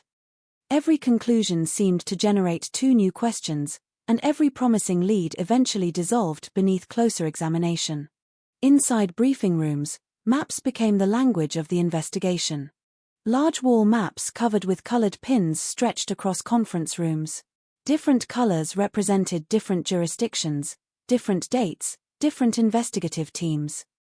Detectives stood before them for hours, tracing highways, neighborhoods, and timelines with their fingers, hoping geography might reveal what eyewitnesses could not. They debated travel routes, estimated driving times, and examined whether the locations reflected convenience, familiarity, or deliberate strategy. At first glance, the crimes appeared scattered almost at random. Then patterns began to emerge. Many incidents occurred within suburban neighborhoods that shared remarkably similar characteristics. Streets often curved into quiet residential developments with multiple points of entry and exit. Wooden fences separated backyards, creating concealed pathways invisible from the main roads. Drainage canals, utility easements, and undeveloped lots offered additional routes through neighborhoods without requiring anyone to walk directly beneath streetlights. To detectives, these similarities suggested planning rather than coincidence. Whoever they were searching for appeared remarkably comfortable navigating residential environments after dark.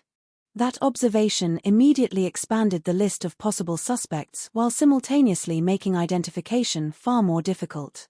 Some investigators wondered whether the offender possessed military training.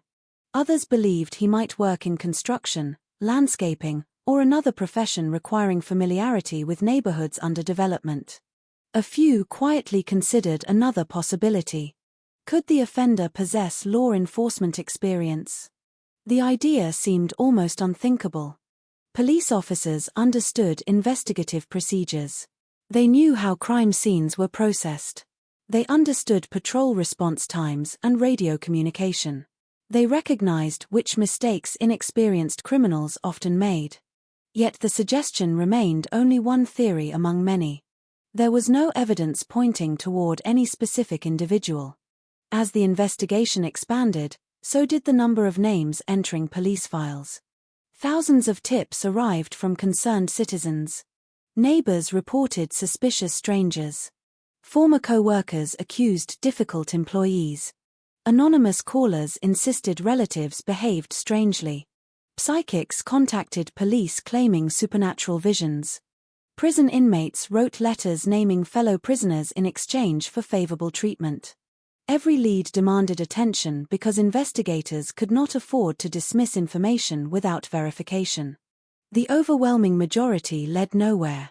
Detectives spent countless hours interviewing individuals who initially appeared promising. Some resembled composite sketches. Others lived near one or more crime scenes. Several had previous criminal histories involving burglary or violence. One by one, however, alibis held, physical evidence failed to match, or timelines simply made involvement impossible.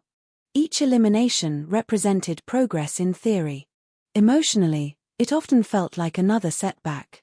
The investigation also suffered from an obstacle almost impossible to appreciate from a modern perspective. Information lived on paper. Case reports occupied filing cabinets. Photographs filled cardboard boxes. Fingerprint cards were stored inside physical archives. Every comparison required human effort. If investigators in Sacramento wished to compare evidence with detectives hundreds of miles away, someone had to gather documents, arrange meetings, place telephone calls, or physically transport files. Today, enormous databases perform such comparisons in seconds. During the 1970s and early 1980s, those connections depended almost entirely upon persistence. Retired detectives would later recall spending evenings surrounded by stacks of reports spread across office floors, manually comparing dates, descriptions, witness statements, and crime scene observations. There was no search engine. No digital timeline. No automated pattern recognition. Only patience. As years passed, another challenge quietly emerged. The offender appeared to change. The earliest investigations emphasized burglary. Later cases demonstrated escalating violence. Eventually, investigators examining homicides noticed similarities with earlier unsolved assaults. Could one offender truly be responsible for crimes investigators had long believed belonged to separate individuals? The possibility generated fierce debate. Some detectives accepted the theory immediately. Others remained skeptical. Human beings naturally search for order, and investigators understood the danger of forcing unrelated crimes into a single narrative. They demanded evidence rather than assumptions. That evidence arrived slowly. Forensic laboratories continued improving. Methods for examining fingerprints became more sophisticated. Biological evidence, carefully preserved years earlier, remained available for future testing even though contemporary technology had not yet unlocked its full potential. Every scientific advancement prompted investigators to reopen old boxes. Evidence collected decades earlier suddenly deserved another examination. Some detectives refused to let the case fade into history. Among them were investigators who had spent significant portions of their careers pursuing answers. Retirement did not erase their commitment. Many continued reviewing files, speaking with younger detectives, and sharing institutional knowledge that existed nowhere except memory. They remembered details absent from written reports. Conversations with witnesses. Observations made during neighborhood canvasses. Small impressions impossible to document fully but impossible to forget. Those memories often proved invaluable. The investigation gradually became something larger than any individual detective. It evolved into a relay race spanning generations. One investigator gathered evidence. Another preserved it. A third recognized new connections years later. A fourth applied emerging scientific methods. Each inherited responsibilities from those who came before. Without that continuity, the investigation might easily have collapsed beneath its own weight. Public interest also evolved. Newspaper headlines eventually gave way to documentaries, magazine features, and television programs revisiting unsolved mysteries. The unknown offender became the subject of intense public fascination. That attention carried both benefits and complications. Fresh publicity generated new tips. Unfortunately, it also generated misinformation. People convinced themselves they recognized the offender from an old neighbor, a former classmate, or someone glimpsed decades earlier. Investigators welcomed every sincere lead while understanding that memory often changes over time. The passage of years blurred certainty. Faces merged. Dates shifted. Confidence frequently exceeded accuracy.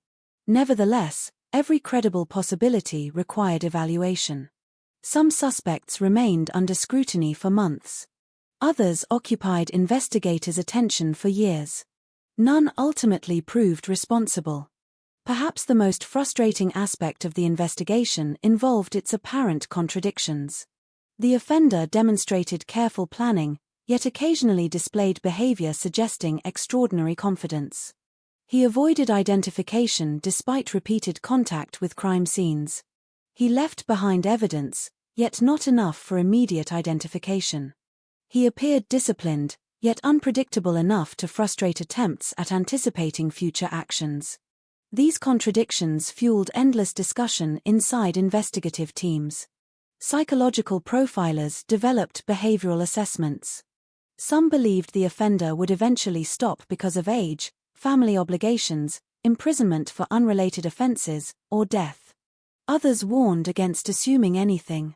History had repeatedly demonstrated that unidentified offenders often surprised investigators. Time slowly transformed the investigation itself.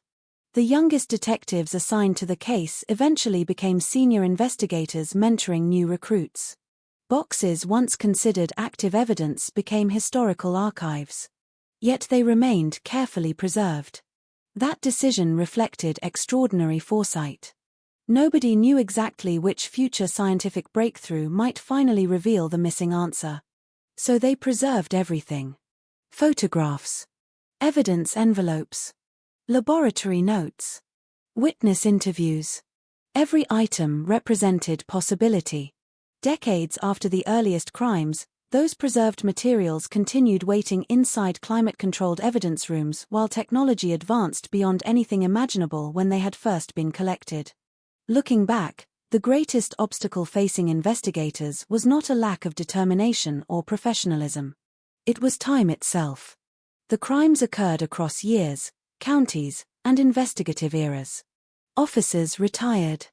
Witnesses aged. Communities changed. Scientific capabilities evolved. Yet the investigation endured because generation after generation refused to accept that the mystery should remain unsolved forever. Every failed suspect narrowed the field. Every discarded theory strengthened the surviving ones. Every reopened file demonstrated a simple but powerful belief that even after decades of disappointment, the truth might still be hidden somewhere inside the evidence. The breakthrough had not yet arrived. But without the persistence shown during these years of frustration, without investigators willing to challenge assumptions, revisit forgotten files, and continue searching despite countless dead ends, the case would never have reached the moment when science finally caught up with history.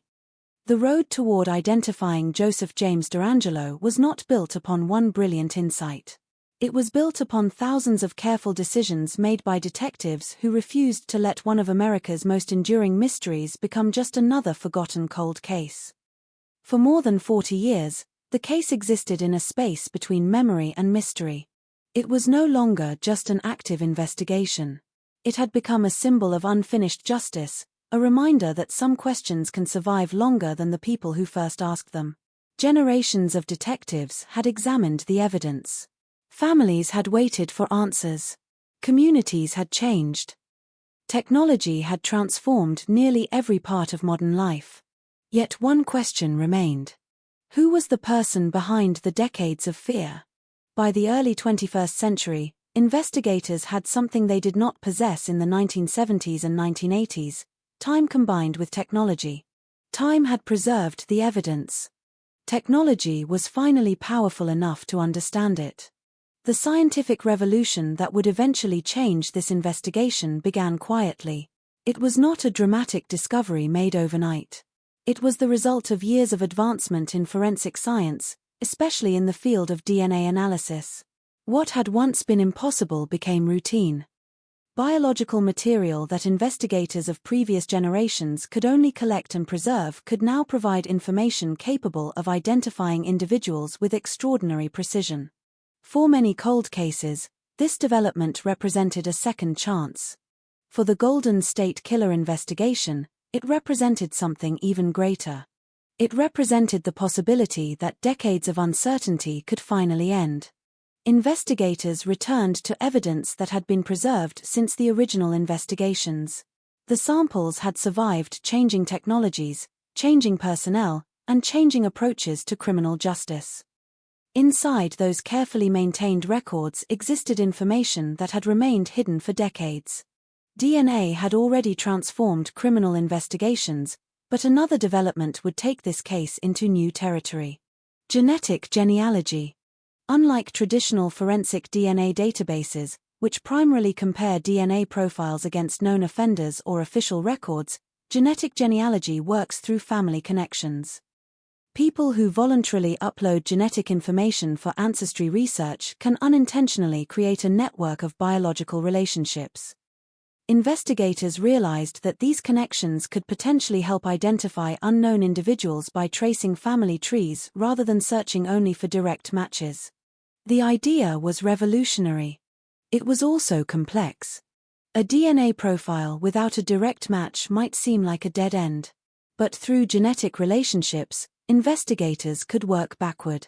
They could examine distant relatives, study shared genetic patterns, and gradually narrow possibilities through traditional genealogy research. The process required patience. It required careful verification. And most importantly, it required investigators to combine modern science with old-fashioned detective work. In 2018, investigators took a major step by using genetic genealogy methods in an attempt to identify the unknown person connected to the Golden State Killer evidence. The search did not immediately reveal a name. Instead, it produced a network of possible family connections. From there, investigators began the difficult task of building a family tree. They examined generations of relationships. They considered ages, locations, and life histories. They eliminated individuals who did not fit the available evidence. Slowly, a list containing countless possibilities became a much smaller group of candidates. Among those names was Joseph James DeAngelo. The name itself did not immediately appear to the public. At that moment, he was simply another person investigators needed to evaluate. A former police officer. A man who had lived in California for decades. Someone whose life history required careful examination. The investigators understood the importance of certainty. A case this significant could not be solved through suspicion alone. After decades of failed leads, they knew that any accusation required overwhelming scientific support. So they continued. They compared information. They reviewed timelines. They examined whether DeAngelo's background was consistent with the evidence collected over many years. The possibility became increasingly difficult to ignore. One of the most striking aspects of the investigation was the contrast between the image many people had imagined and the reality investigators encountered. For decades, the unknown offender existed in the public imagination as a mysterious figure hidden somewhere beyond reach. Many assumed he must have disappeared completely, changed identities, or lived a life far removed from society. Instead, investigators found someone who had remained in California. Someone who had grown older. Someone who had lived a seemingly ordinary existence while the investigation continued around him. That realization carried a powerful emotional weight. For investigators, it represented both triumph and disbelief. For survivors and families, it represented something more complicated. Answers after decades of uncertainty often arrive with conflicting emotions. Relief and anger can exist together. Closure does not erase memories. A name does not return lost years. An arrest does not undo the impact of what happened. But an unanswered question had finally received an answer. On April 24, 2018, authorities arrested Joseph James DeAngelo at his home in Citrus Heights, California. The moment represented the conclusion of one chapter and the beginning of another. After decades of searching, investigators finally had a suspect. But they also faced the responsibility of proving the case beyond doubt. The arrest immediately attracted national attention. The story of an unidentified offender finally being named after more than 40 years captured public interest around the world. It was not only the resolution of a criminal investigation. It was a demonstration of how rapidly forensic science had changed. A case that seemed impossible in the 20th century had been solved using tools that previous investigators could never have imagined. However, the breakthrough was not simply about technology. Technology alone did not solve the case. The breakthrough was built upon decades of preparation. The original detectives who collected evidence, the forensic specialists who preserved samples, the investigators who revisited old files, the families who continued seeking answers, the scientists who developed new methods. Every person involved contributed a piece of the final solution. That is often how major investigations are resolved. Not through one moment of brilliance, but through a chain of efforts connected across time. The arrest also began a broader conversation about the future of criminal investigations. Genetic genealogy had demonstrated remarkable potential, but it also raised important questions about privacy, consent, and the use of personal genetic information. If a person voluntarily submits DNA for ancestry research, how should that information be handled? What protections should exist for relatives who never personally submitted their genetic data? The Golden State Killer case became a landmark example of both the power and complexity of modern forensic science. It showed that time does not always protect those responsible for crimes. Evidence can survive. Technology can evolve. Investigations can continue across generations. For more than 4 decades, the answer had remained hidden inside evidence collected during an earlier era. The detectives who first worked the case could not see the future waiting ahead. They could not know that tiny biological traces would one day become a path leading directly to a name. But they preserved those traces anyway. They continued searching anyway. And eventually, the silence surrounding one of America's most enduring mysteries was broken.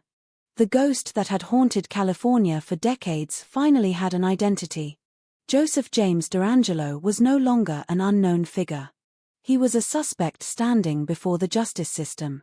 And for the first time in 40 years, survivors, investigators, and families could begin the final stage of a journey that had started generations earlier, the pursuit of accountability. For decades, the Golden State Killer investigation existed without a face. There had been evidence, but no identity. There had been memories, but no name. There had been questions repeated through generations of investigators, but no final answer. Then, in April 2018, the man who had remained hidden for more than 40 years was finally brought into the light. Joseph James DeAngelo was no longer an unknown suspect described through sketches and theories. He was a person. A former police officer. A husband. A father. A grandfather. A man who had spent decades living an ordinary life while carrying the weight of a secret that investigators had spent half a century trying to uncover. But an arrest was not the end of the story. It was only the beginning of the final chapter.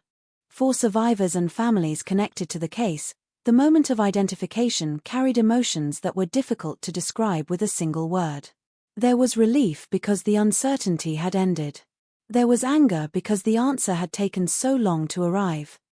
There was sadness because no arrest could return the years that had been lost to fear and unanswered questions.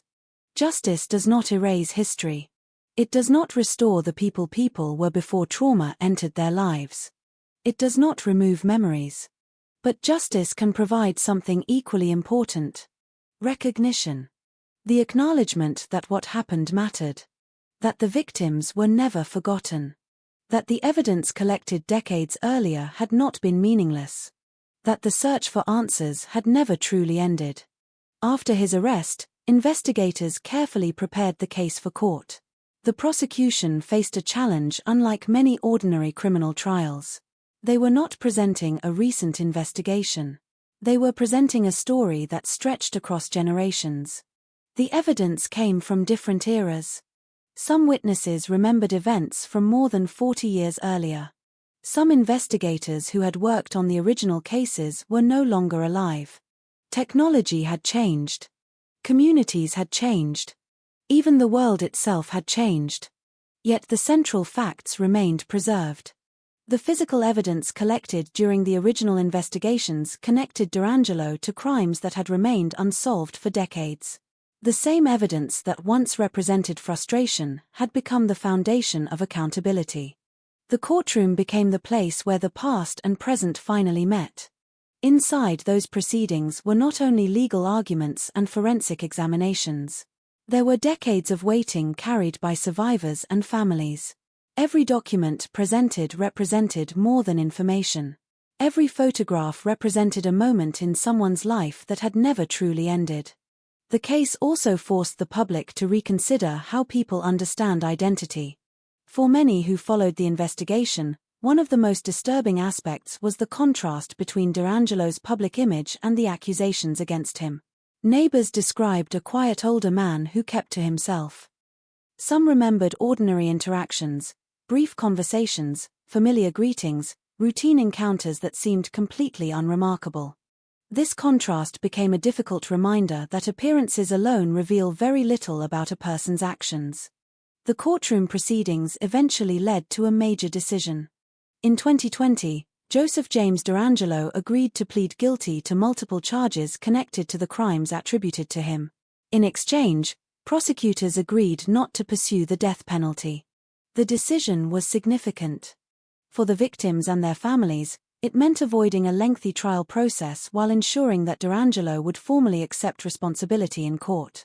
For prosecutors, it guaranteed a conviction and prevented additional years of legal uncertainty.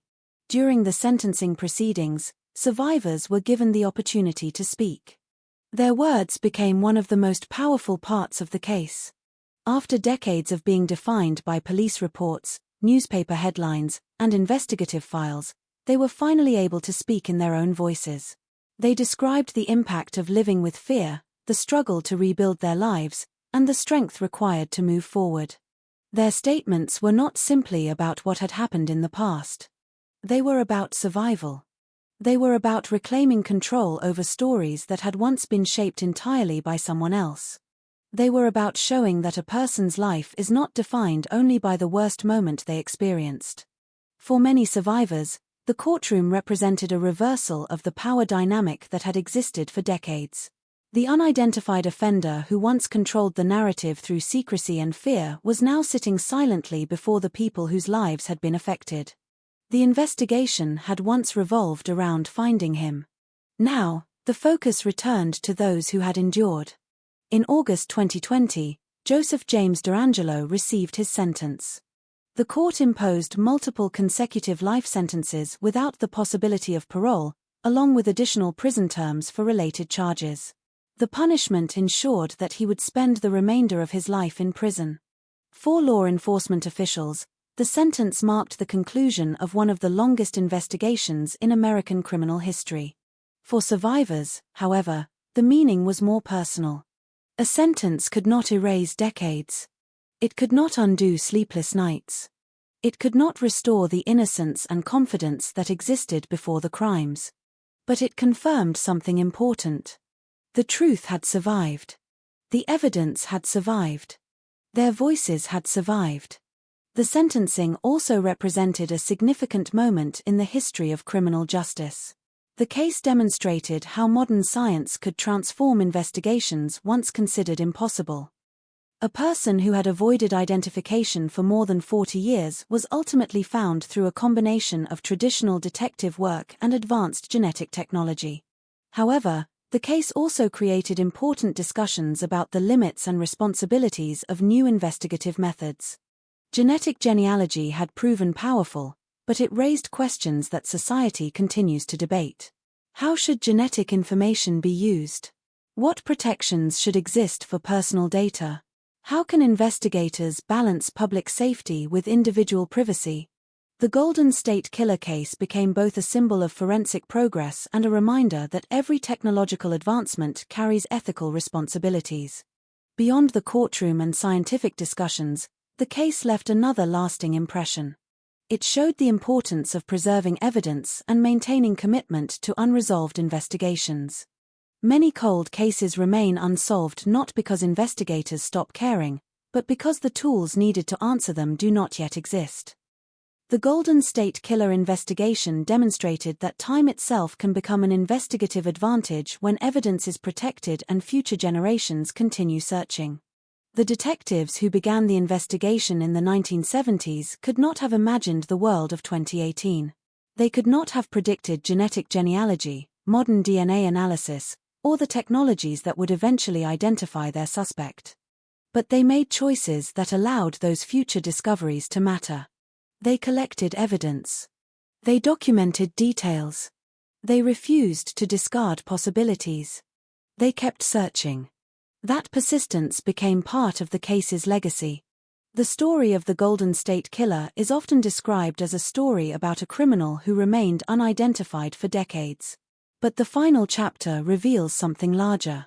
It is a story about the people who refused to forget. The investigators who carried unfinished cases throughout their careers. The scientists who developed new ways to examine old evidence.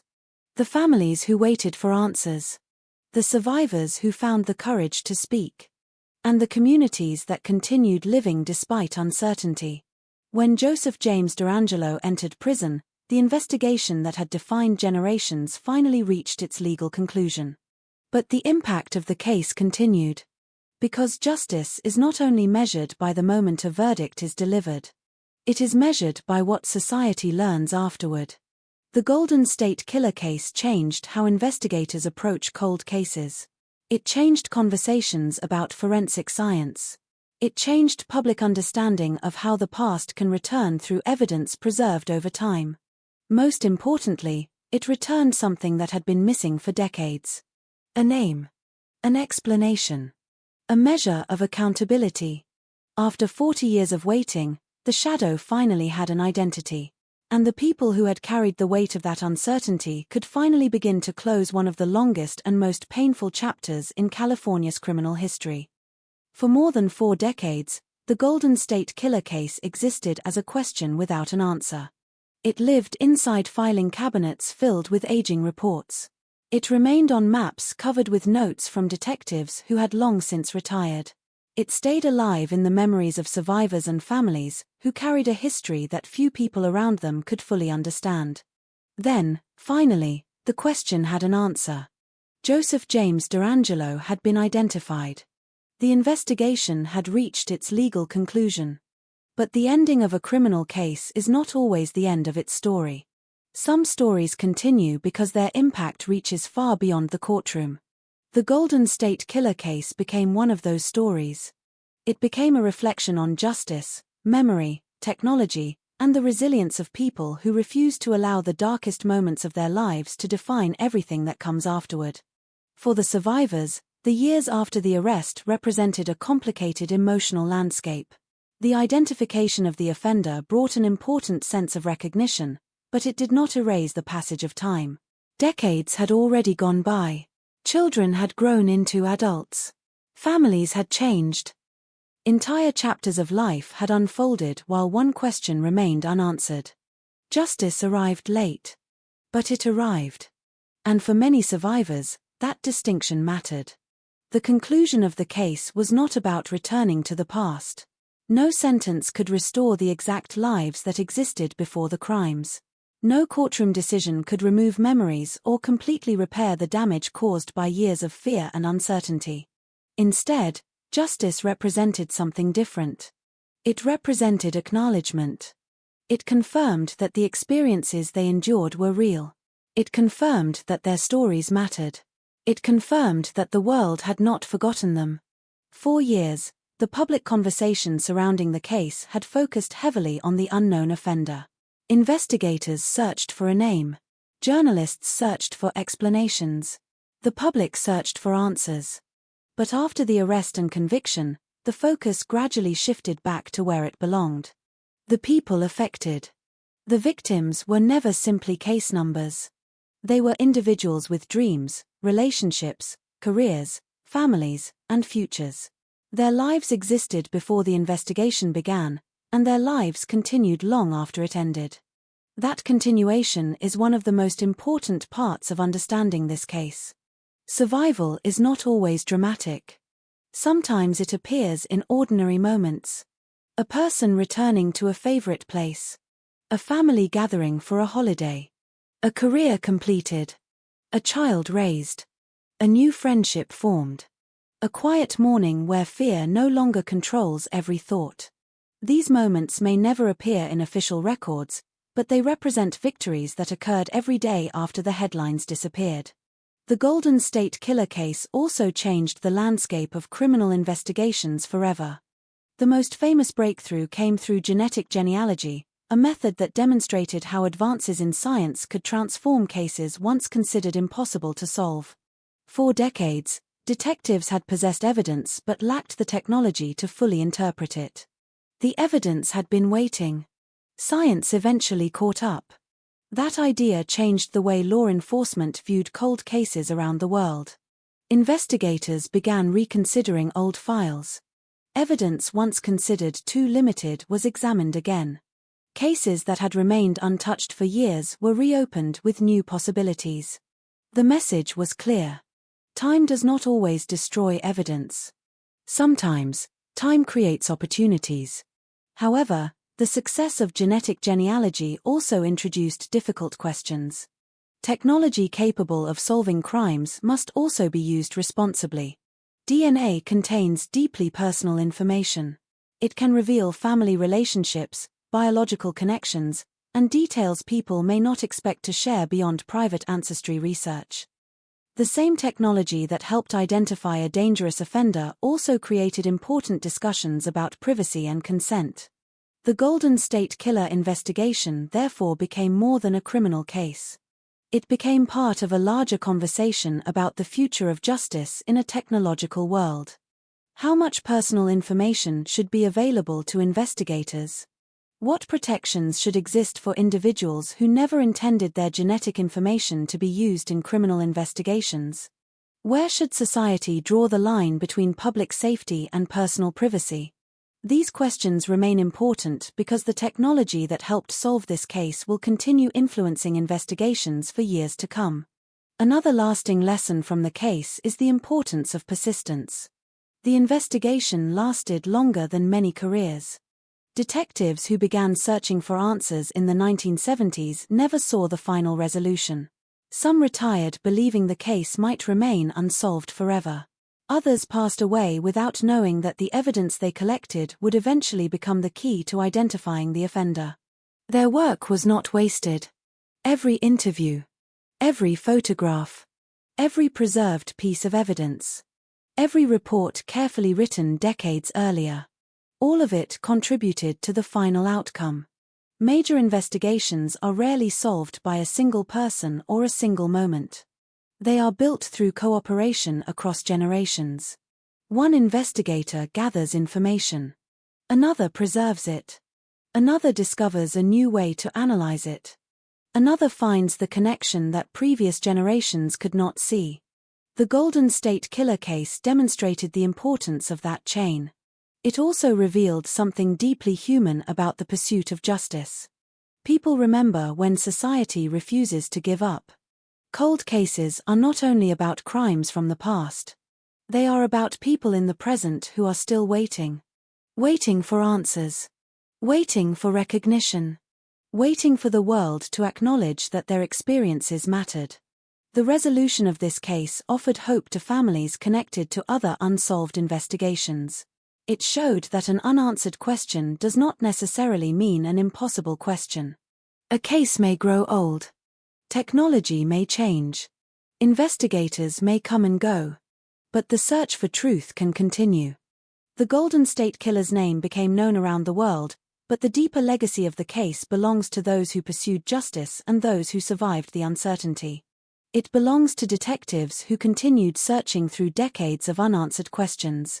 It belongs to scientists who transformed tiny fragments of evidence into meaningful information. It belongs to survivors who rebuilt their lives. It belongs to families who carried memories through generations. And it belongs to a society that continues learning how to balance justice, technology, and responsibility. The final image of this story is not a courtroom. It is not an arrest photograph. It is not the moment a suspect's identity became public. The final image is something quieter.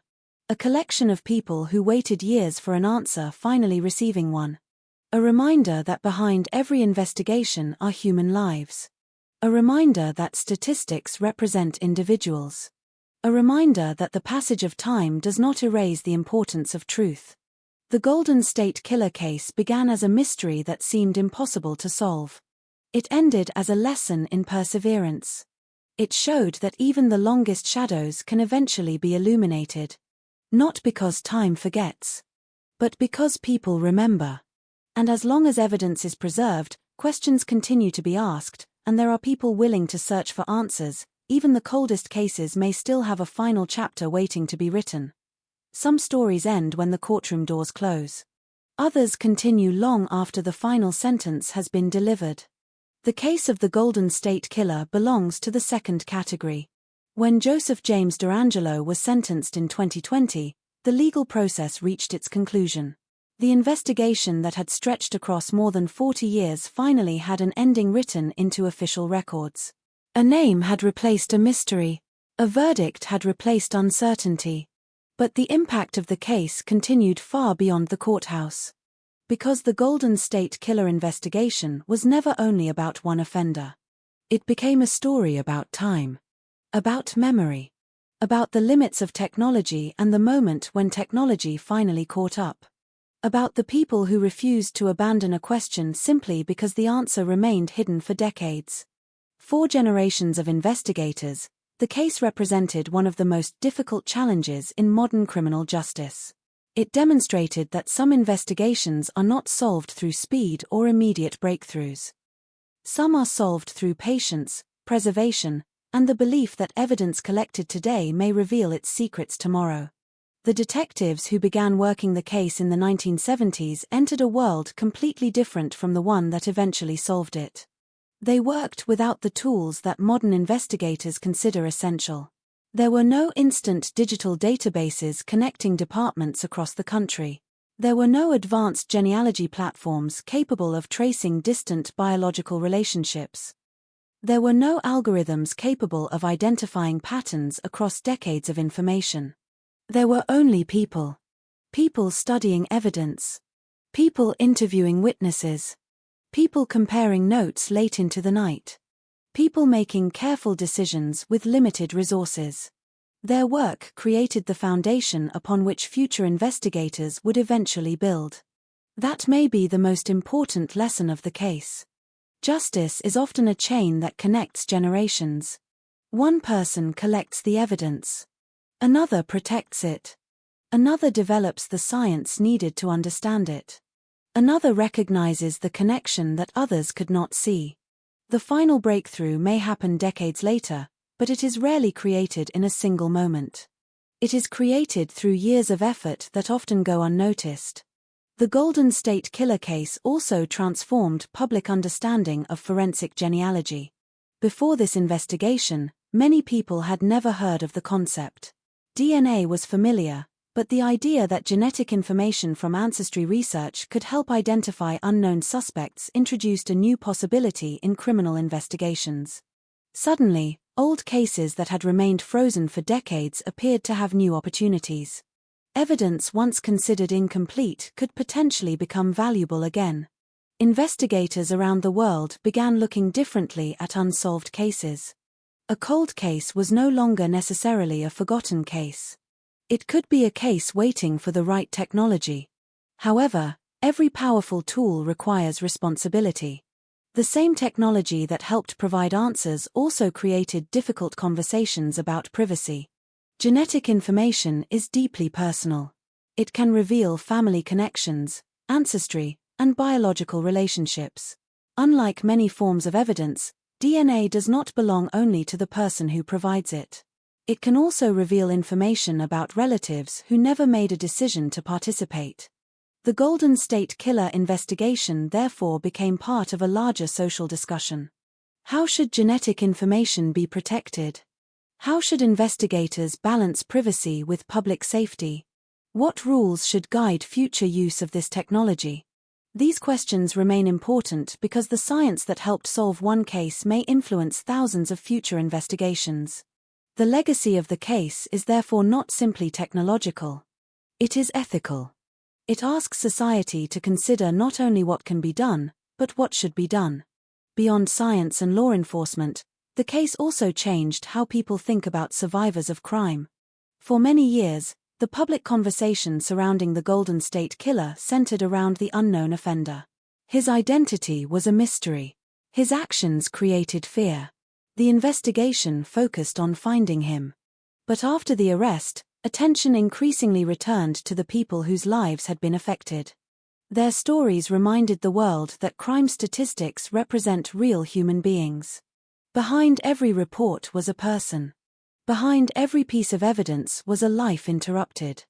Behind every investigation file was a family carrying memories that lasted far longer than headlines. The survivors became a reminder that justice is not only about punishment.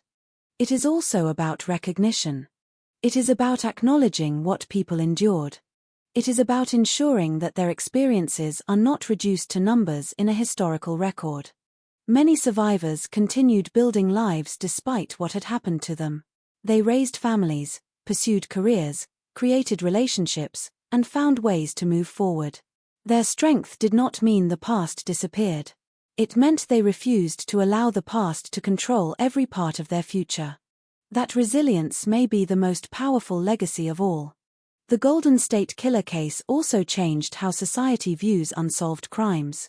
For many years, cold cases were often associated with hopelessness. A file sitting untouched in an archive represented a question that might never be answered. This investigation challenged that belief. It showed that time can work in unexpected ways. The world changes. Technology advances. New investigators arrive. Old evidence gains new meaning. A mystery that appears permanent can suddenly become solvable. That possibility offers hope not only to law enforcement but also to families around the world still waiting for answers. Every year, thousands of investigations remain unresolved. Behind each one are people who continue living with uncertainty. The Golden State Killer case became a symbol that those cases should not be forgotten. Because every unanswered case represents someone still waiting. A parent waiting to understand what happened to a child. A family waiting for closure. A community waiting for truth. The investigation also left behind a powerful reminder about the importance of preserving history. Evidence is not simply an object stored away. It is a connection between the past and the future. A fingerprint collected decades ago. A photograph taken by an investigator who never knew the final outcome. A report written by someone who retired before seeing justice. All of these can become pieces of a future solution. The investigators who worked this case could not see the ending. They worked without knowing whether their efforts would succeed. But they continued anyway. That commitment became part of the answer. The story of Joseph James DeAngelo is often told as the story of a man who avoided detection for decades. But that description leaves out something essential. He did not defeat the investigation. He delayed it. There is a difference. The evidence remained. The questions remained. The search continued. Eventually, time stopped protecting him. And the truth emerged. The final lesson of the Golden State Killer case is not only about a criminal being caught. It is about the persistence of justice. It is about the idea that unanswered questions deserve attention, even when years become decades. It is about the belief that victims deserve to be remembered, not only during moments of tragedy but throughout the entire journey toward accountability. In the end, the legacy of this case is not the fear it created. It is the determination it revealed. The determination of investigators who refused to stop. The determination of scientists who pushed the boundaries of discovery. The determination of survivors who continued living. And the determination of a society that chose not to forget. For 40 years, the Golden State Killer remained a shadow. But shadows disappear when enough light is brought toward them. And sometimes, that light comes from the most unexpected place. A forgotten piece of evidence. A new scientific method. A question asked one more time. A detective willing to look again. The case that once seemed impossible became proof that the past is never completely silent. Sometimes, it is simply waiting for someone to listen. Every solved case leaves something behind. Sometimes it leaves a courtroom verdict. Sometimes it leaves a name that replaces years of uncertainty. Sometimes it leaves a new understanding of how justice works. But even after the final chapter appears to have been written, certain questions remain. Not because the investigation failed, but because some cases become larger than the events that created them. They become reflections of society itself, revealing the strengths, weaknesses, and responsibilities of the systems built to protect people. The Golden State Killer case became one of those reflections. After more than 4 decades of searching, Joseph James DeAngelo was identified, arrested, and sentenced. The investigation reached the conclusion that generations of detectives had hoped to see. Yet the story did not disappear. Instead, it continued through the questions it left behind. How many other cases remain unsolved simply because the necessary technology has not yet arrived? How many pieces of evidence are waiting inside storage rooms, preserved but still silent? How many families continue waiting for answers that may only become possible years from now? These questions transformed the Golden State Killer case from a single criminal investigation into something much broader. It became a symbol of possibility. For decades, the case represented frustration. It represented the limitations of investigation before modern technology.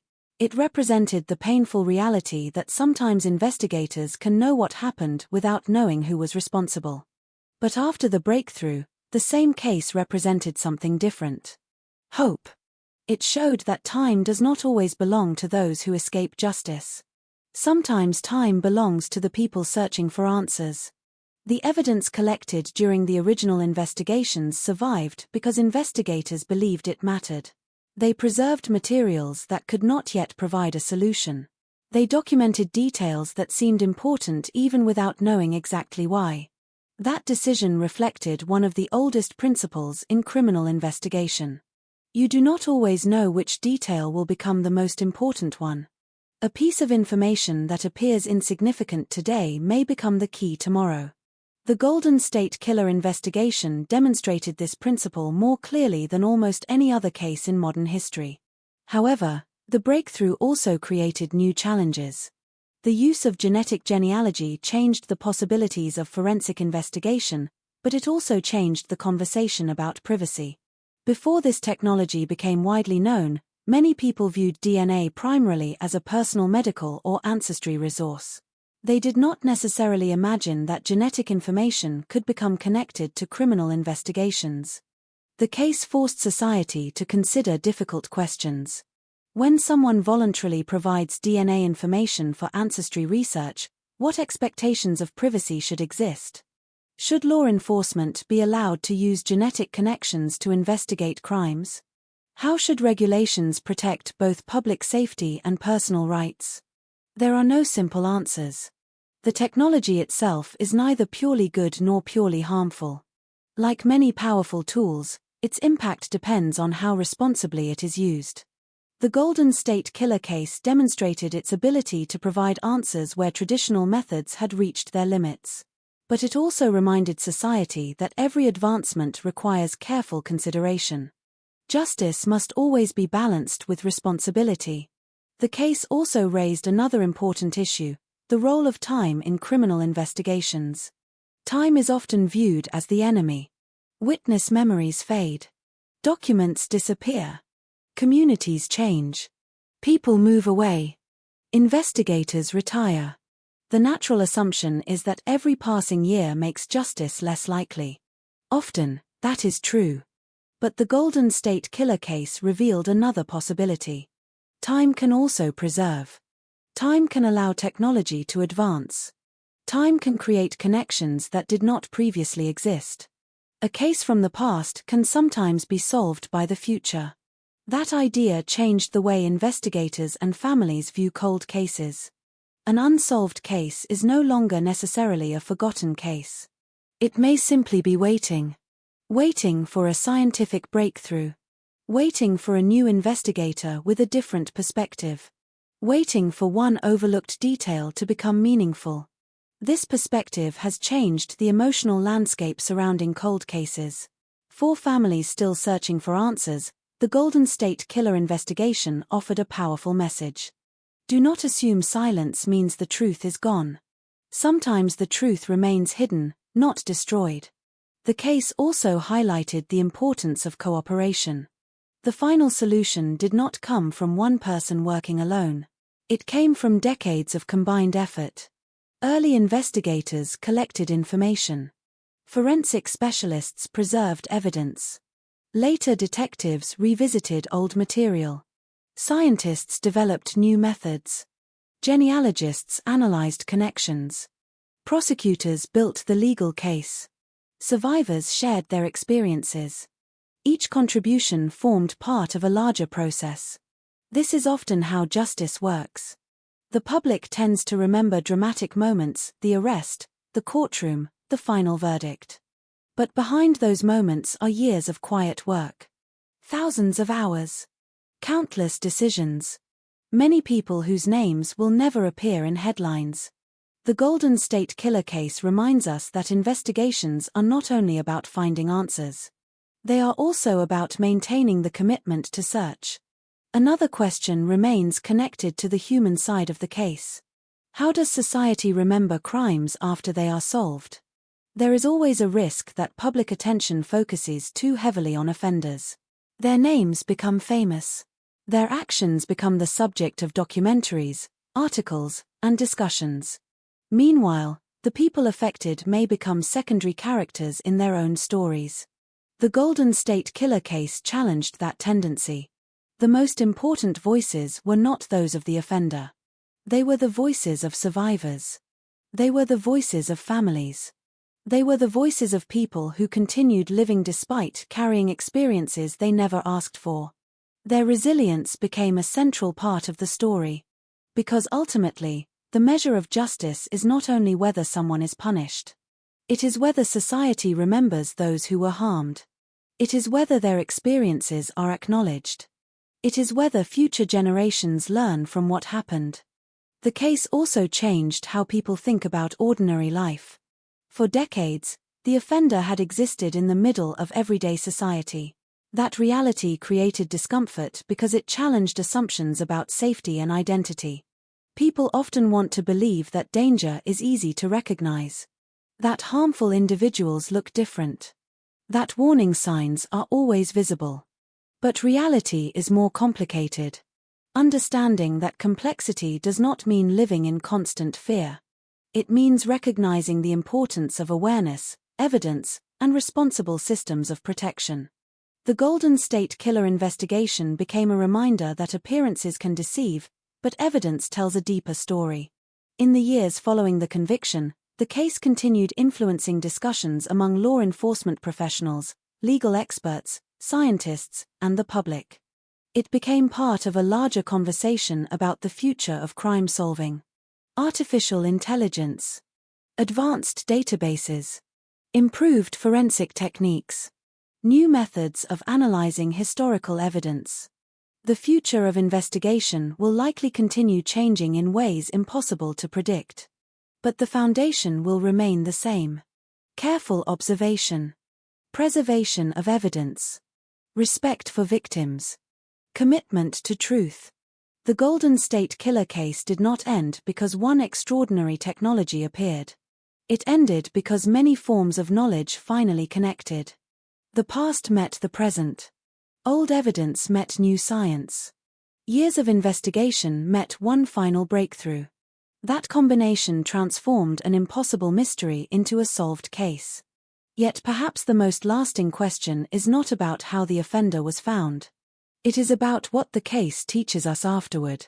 It teaches that justice can take time. It teaches that victims should never become forgotten. It teaches that scientific progress carries both opportunity and responsibility. It teaches that even when answers seem unreachable, continuing the search matters. Because every unresolved case represents more than an investigation. It represents people. People waiting. People hoping. People who deserve to know the truth. The Golden State Killer case began with uncertainty and fear. It ended with accountability and lessons that continue shaping the future. But the greatest lesson may be the simplest one. The passage of time does not erase the need for justice. It only makes the search more important. And as long as people continue asking questions, preserving evidence, and believing that answers are possible, Even the longest shadows may eventually reveal what has been hidden within them. Long after the courtroom had gone quiet, long after the headlines disappeared from front pages, and long after the world moved on to newer stories, the legacy of the Golden State Killer case remained. Because some investigations end with a verdict. Others become part of history. The story of Joseph James DeAngelo was never only about the crimes attributed to him. It was also about the decades of searching that followed, the people who carried unanswered questions, the scientists who pushed the boundaries of what was possible, and the survivors who continued building lives despite circumstances they never should have faced. The case began as a mystery. It ended as a lesson. A lesson about persistence. A lesson about memory. A lesson about the fragile connection between the past and the future. When investigators first began working these cases in the 1970s, they could not imagine the world that would eventually solve them. They worked with the tools available at the time. Paper files. Physical evidence. Interviews. Careful observation. Human judgment. They did not have certainty. They had responsibility. And responsibility was enough to keep them searching. Many of those early investigators never saw the final outcome. They retired before the arrest. Some passed away before learning that the evidence they preserved would one day reveal the answer they had spent years seeking. But their work remained. That may be one of the most powerful truths about long investigations. People often imagine justice as a single moment. An arrest. A confession. A verdict. But in reality, justice is usually built slowly. It is built through thousands of small decisions made by people who may never know the final impact of their actions. A detective choosing to preserve evidence. A technician carefully documenting a sample. An investigator writing down one more detail. A survivor deciding to continue speaking. Each action becomes part of something larger. The Golden State Killer case demonstrated that the pursuit of truth can outlast individuals, careers, and even generations. The people involved changed over time. The technology changed. The world changed. But the purpose remained the same. Find the truth. Protect the innocent. Remember those affected. For survivors and families, the conclusion of the case represented a moment that had seemed impossible for many years. A moment when uncertainty finally had an answer. But answers do not erase history. They become part of it. The memories remain. The experiences remain. The lives that continued after those events remain the most important part of the story. Because the true measure of a person's life is not only what happened to them. It is what they chose to do afterward. Many survivors refused to allow one chapter of their lives to become the entire book. They continued working, loving, raising families, and creating new memories. Their strength was not found in forgetting. It was found in continuing. That continuation is often invisible. There are no headlines for ordinary victories. No news reports about someone feeling safe again after years of fear. No cameras recording a family gathering. No public announcement when someone finally realizes they have rebuilt a life they once feared they had lost. But those moments matter. They are the quiet evidence of resilience. The Golden State Killer case also changed how society understands the relationship between science and justice. For centuries, criminal investigations depended largely on what humans could observe directly. Witnesses. Physical traces. Documents. Confessions. Then science expanded the possibilities. DNA changed investigations forever.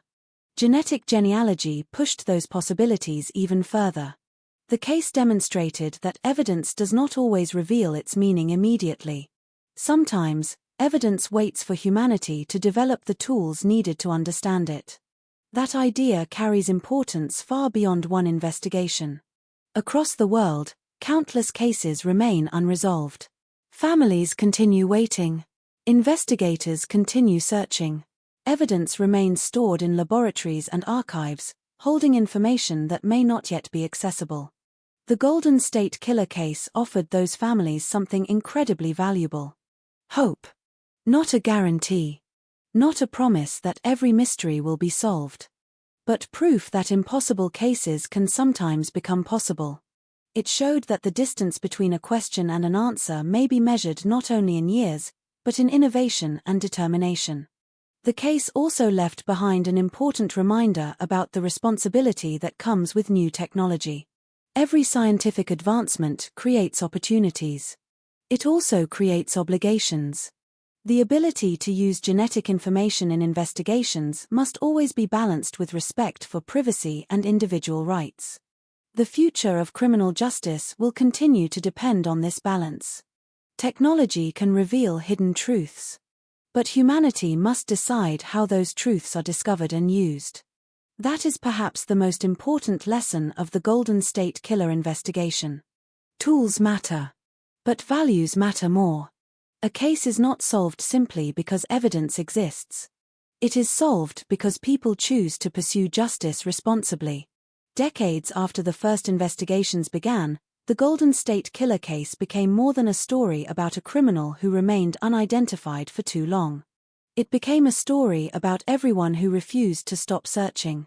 The detectives who continued opening old files. The scientists who developed new methods. The families who waited. The survivors who endured. The communities that learned and adapted. The case belonged to all of them. And perhaps that is why it continues to capture attention years after the verdict. Not because of the darkness surrounding it, but because of what emerged from that darkness. Persistence. Innovation. Courage. The belief that truth can survive time. The final image of this story is not a person hiding in the shadows. It is not a courtroom. It is not an evidence box sitting on a shelf. It is something much quieter. It is a reminder that behind every investigation are human beings. People searching. People waiting. People hoping. People refusing to forget. The Golden State Killer case began with fear spreading through California neighborhoods. It traveled through decades of uncertainty. It challenged investigators, transformed forensic science, and changed conversations about justice. But in the end, its most important legacy is not the offender who was finally identified. It is the people who remained. The people who carried the weight of the past while continuing to build the future. Because justice is not only about finding someone responsible. It is about remembering why the search mattered in the first place. And after all the years, all the questions, and all the waiting, that answer remains clear. The truth matters. The victims matter. And the search for justice is never truly finished as long as there are people who still deserve to be heard.